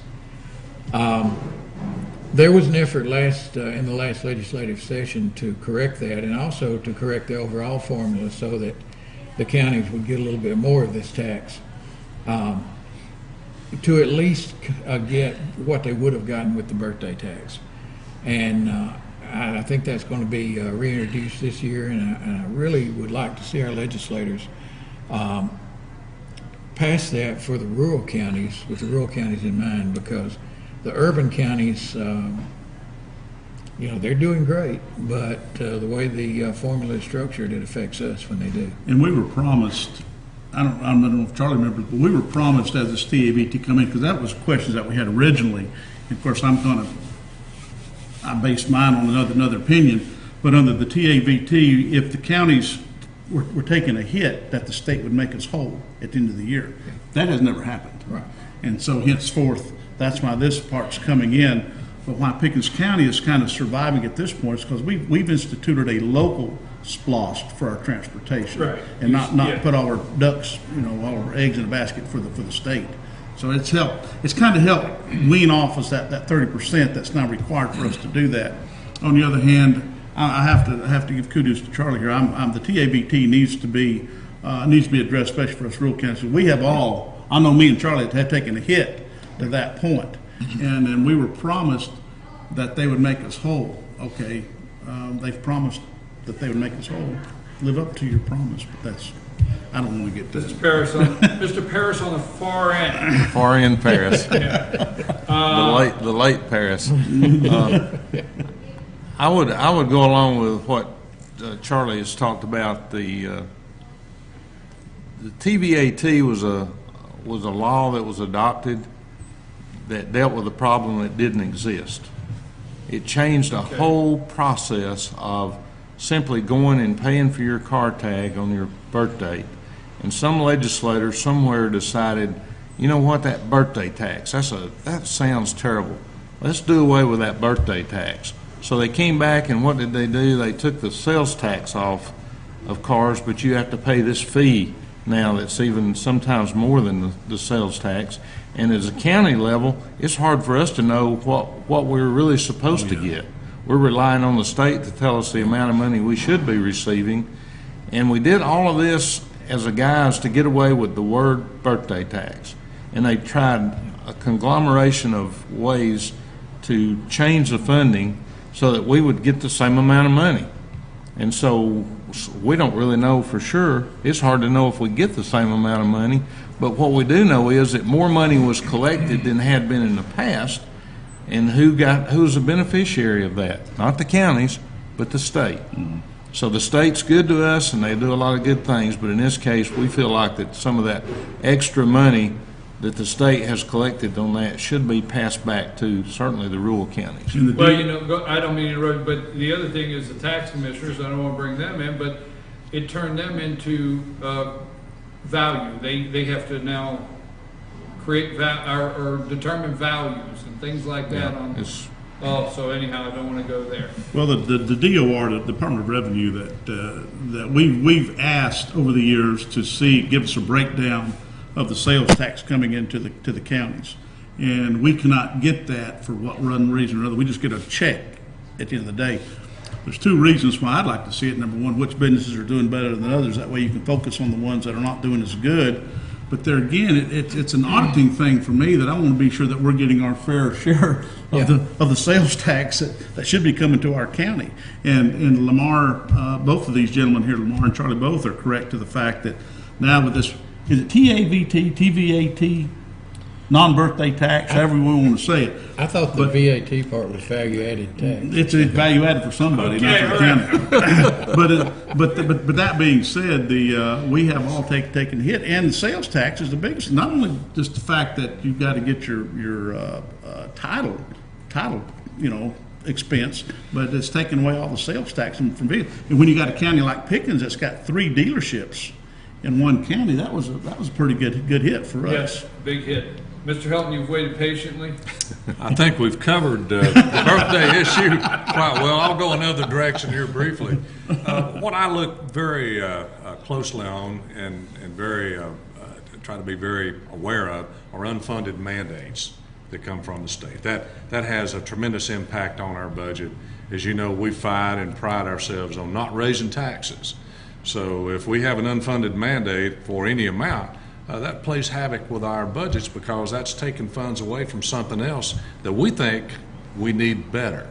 And briefly, the Department of Community Affairs, some of the things that they drive, I know are important, but it's kind of a carrot and stick approach. And sometimes I just feel like local folks, local leaders can make better decisions about what we need rather than someone that stays in Atlanta all the time. And that without getting too specific, those are just some areas that in my brief time have been issues that have been on the negative side, dealing with the state. These guys are waiting for lunch, and so am I, and so is our staff here. We'll get 2 more areas. I'm really enjoying this. I think this is great information. I think it's something, and by the way, we are live and we're recording this, so it'd be something for everybody to be able to see later. Let's go with, I know you've just taken office. Mr. Parrish, you took office now in your 4th year, or you're in 3rd year? I'm ending my 3rd year. Ending your 3rd year now. Property values.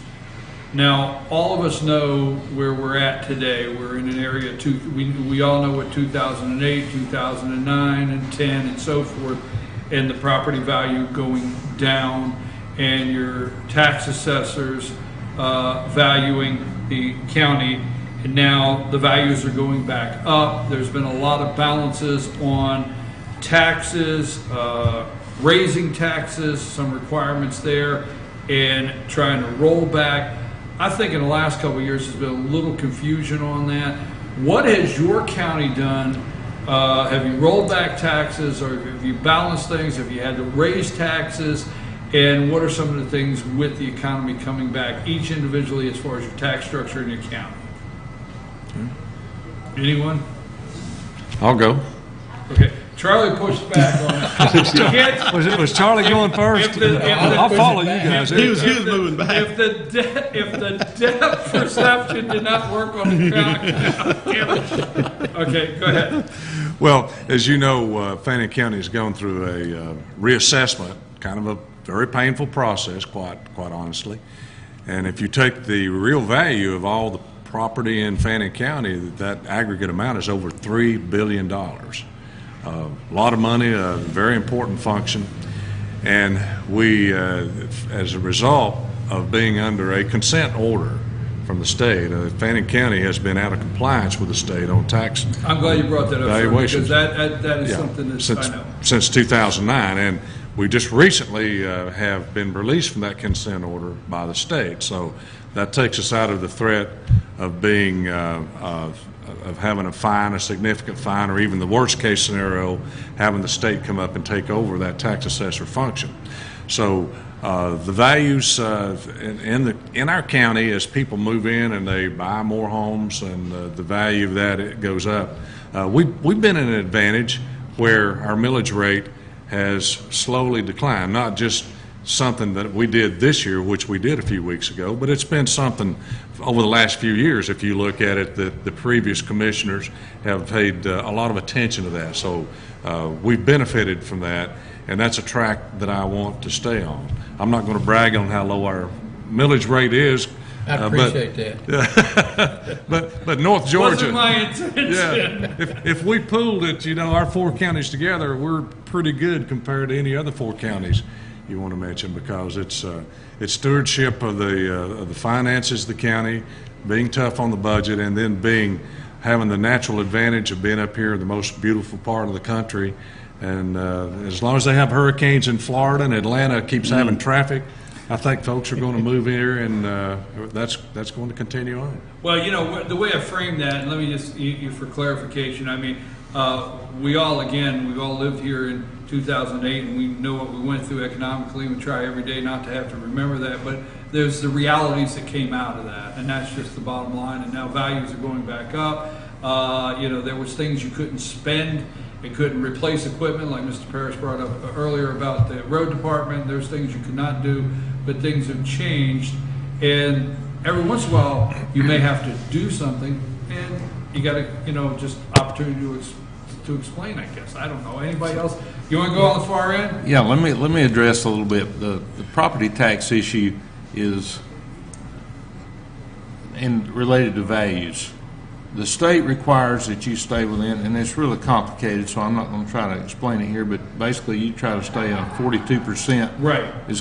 I think they consider the perfect valuation of your properties, so that you don't worry about getting fines. The state initially did that so that they would be sure to get their portion of the property tax, because they got a small portion of the property tax. That's not the case anymore. The state's property tax is phased out, so I'm hoping, since it's not a part of what they're going to get, that they'll lighten up a little bit on counties and how we do this, because it's just a simple thing. If you want to, and I'm proud that Union County has the lowest millage rate in the state of Georgia, next to Fannin. Fannin's got the lowest one, but we all have relatively low tax rates. But to change that rate now, so if I decide next year, and I've been approached by our tax assessor's office, they want me to spend $600,000 over the next 3 years to reassess a third of our properties each year to get our property values in line. So if I spend this $600,000 to do that, the property values will probably go up, since the economy is picking up, and my millage rate will go down. The money out of your pocket tax rate for the individual is going to be the same. So we're going through this shell game of raising the values or lowering the values, and raising the millage rate or lowering the millage rate to match up with those values. And it really is. It's not a game, but on the one hand it is, because we need X number of dollars to operate our county. It doesn't make a dang what the property values are. If they're too low, we got to have a higher millage rate. If they're not, so let the counties worry about it. If we want our millage rate to lower a little bit, let us worry about paying to get the assessment, but don't come in and give us a fine and threaten like they've done with Fannin County. To give you an idea, now Fannin and Gilmer as well. I wouldn't give you any longer than Mr. Harris and Gilmer. I've read that letter before. Yeah, let me tell you one other thing else. Fannin County now has $1 million budget for their tax assessor's office. Our budget's $350,000 for ours. Now, ours is a little lower than it should be, but his is higher because he's had to spend all this extra money getting all this stuff done. And the bottom line is, the idea is your taxes are fair, but it hadn't really, as long as everybody's house values are too high or too low, and you don't just have one or two, or three or four in one place, then it's being made a bigger deal out of it than it really is, in my opinion. I want to whine about one thing.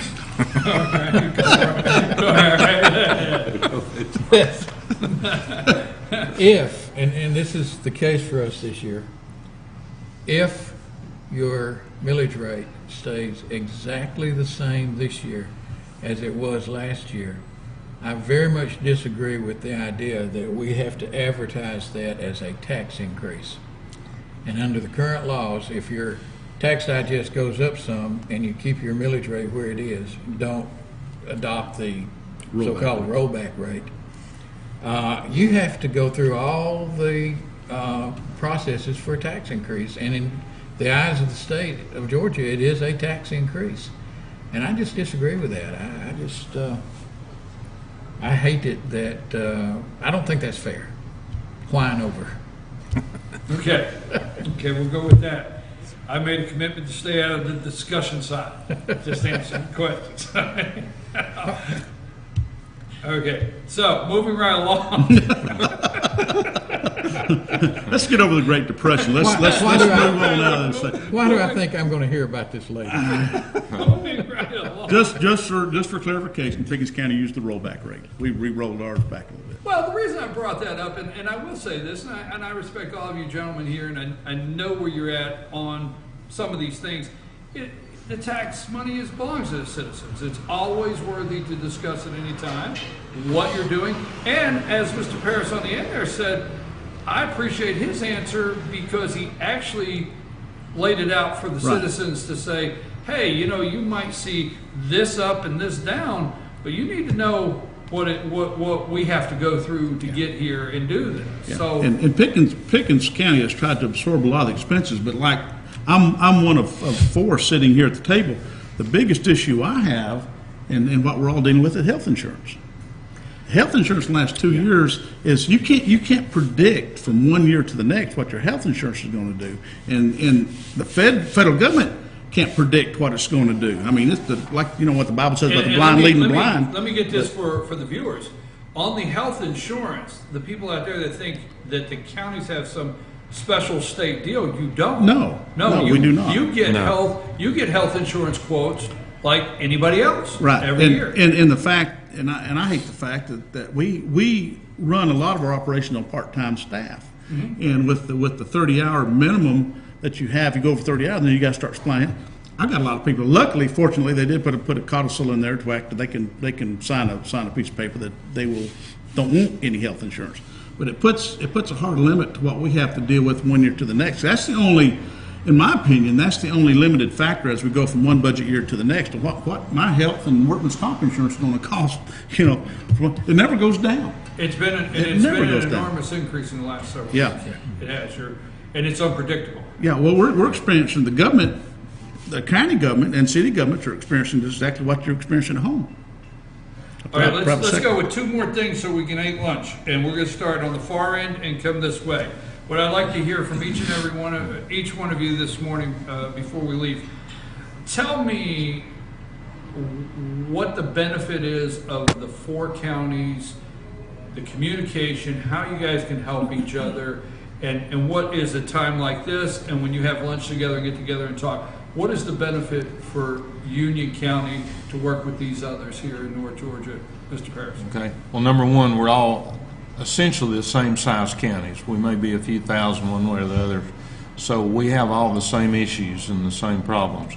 We're on the corridor, the 515 corridor, so we have the same people coming from Atlanta and Florida and different places coming up our corridors to visit our counties. We all have beautiful counties with beautiful scenery. We all attract tourism as a big part of our industry. So when we get together to talk and eat and meet, we've all got common issues that we can discuss. For example, one right now a couple of things we're dealing with right now is the noise issue. The barking dog, the car too loud, or all the issues dealing with noise, shooting in your backyard, practicing shooting in the neighborhood. So these are all big issues it's always nice to be able to meet with these guys and talk to them and say, well, what are you doing in your county and how are you doing it? Or what are you charging for this particular service and how's your budget related to ours? So it just gives us all an advantage, I think. We're all conservative. We're all looking to do as much as we can with as little as we can, but we also want our counties to be the best that they can be. We're not satisfied with just not doing anything in the guise of we're going to cut taxes and we're not going to do anything for our people. We all think alike, I think, in that service, that we want our counties to be the best we can be at the lowest possible price. And to do that, working together makes that easier to happen. What about you, Mr. Curtis? Well, we've met several times over lunch and just had general conversations. And I got to say that in most of these conversations, just in the general flow of it, something will be said that I'll have to take note of, and wait a minute, that's a good idea. I need to be doing that. And there's been several things that have come up that I will come back and implement for Gilmer County that I probably would never have thought of, except that it just came up just in a normal conversation in these meetings. So, of course, I always try to take credit for having thought of it. But that aside, there's been a number of helpful ideas that I picked up just through the conversation that I think is really is going to help us in Gilmer County.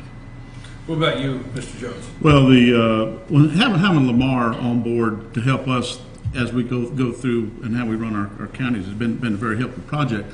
Between Pickens, Gilmer, and Fannin, the biggest thing we've got going with us and have had for years is the judicial circuit that we have here, the Appalachian Judicial Circuit, which is all three counties. We all have to work together. So our main goal is to be sure that Pickens is offering the judicial, which is your public defender, your court, your superior court judges, and your DA's office, that we all, three of us, have to put the pennies in to make these operations work. We want to be sure if we're all doing the best for all of our communities, to be sure everybody's getting the same amount of money to make this thing operate. So the Appalachian Judicial District, just for those out there, is made up of Pickens, Gilmer, and Fannin County, and there are several things in that big umbrella from the courts and everything like that you do have to have shared expenses. So that has to have conversation. That's correct. That's good. What about you, Mr. Helton? Well, if you add up the experience between these three fine gentlemen, you're talking about over 40 years running government. What's that, 38 years for you, Lamar, and 2 for everybody else? It seems like that. I was wondering who would close with the joke. Way to go, Dad. Only 17. But it's been extremely beneficial to me and by extension the citizens of Fannin to work with these gentlemen. It's like in my previous life working in private industry, I had friends that I competed with, and you could joke and get together, but when it really came to understanding their business and how good they weren't going to tell you things that helped you compete against them. It's not like that here. I mean, we all have common counties, common forms of government, and the ideas, the things that they've gone through are greatly beneficial to me, and I can get real specific about that, but I have spent time with them. They've been gracious enough to do more than just lunch, but take me around their counties and show us things that we need to look at, and we by that have done some of those things in Fannin County and saved money and done better by the taxpayers. Well, everything we've done today, I've went down to that end and come this way. And again, before we do close, I want to thank you for being instrumental in helping put this together today. We are in Fannin County. So let's start at this end and let's close. And is there something today you wanted to share with the citizens out there, share with the taxpayers, people of Fannin County, that you wanted to make sure you left today and said, hey, I'd like to make sure my county knows this?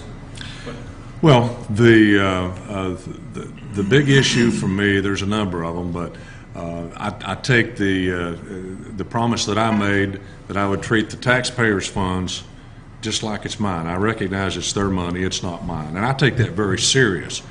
And this budget process we're going through, we're being very tough on everybody. I like everybody that I'm dealing with on the other side when we're talking budgets. But be that as it may, I feel like our responsibility as chairman and as one of the commissioners is to make sure we're doing everything to extract all the value we can out of the taxpayers' hard-earned money. And I don't mind shaking a few trees, and I don't mind upsetting a few people if I don't feel like they're running their departments or their offices the way that Fannin County expects. I take that very serious. Thank you very much, Mr. Jones. with all four of us here together, and I'm assuming that as the next few days go through, there are going to be some state legislators look at this.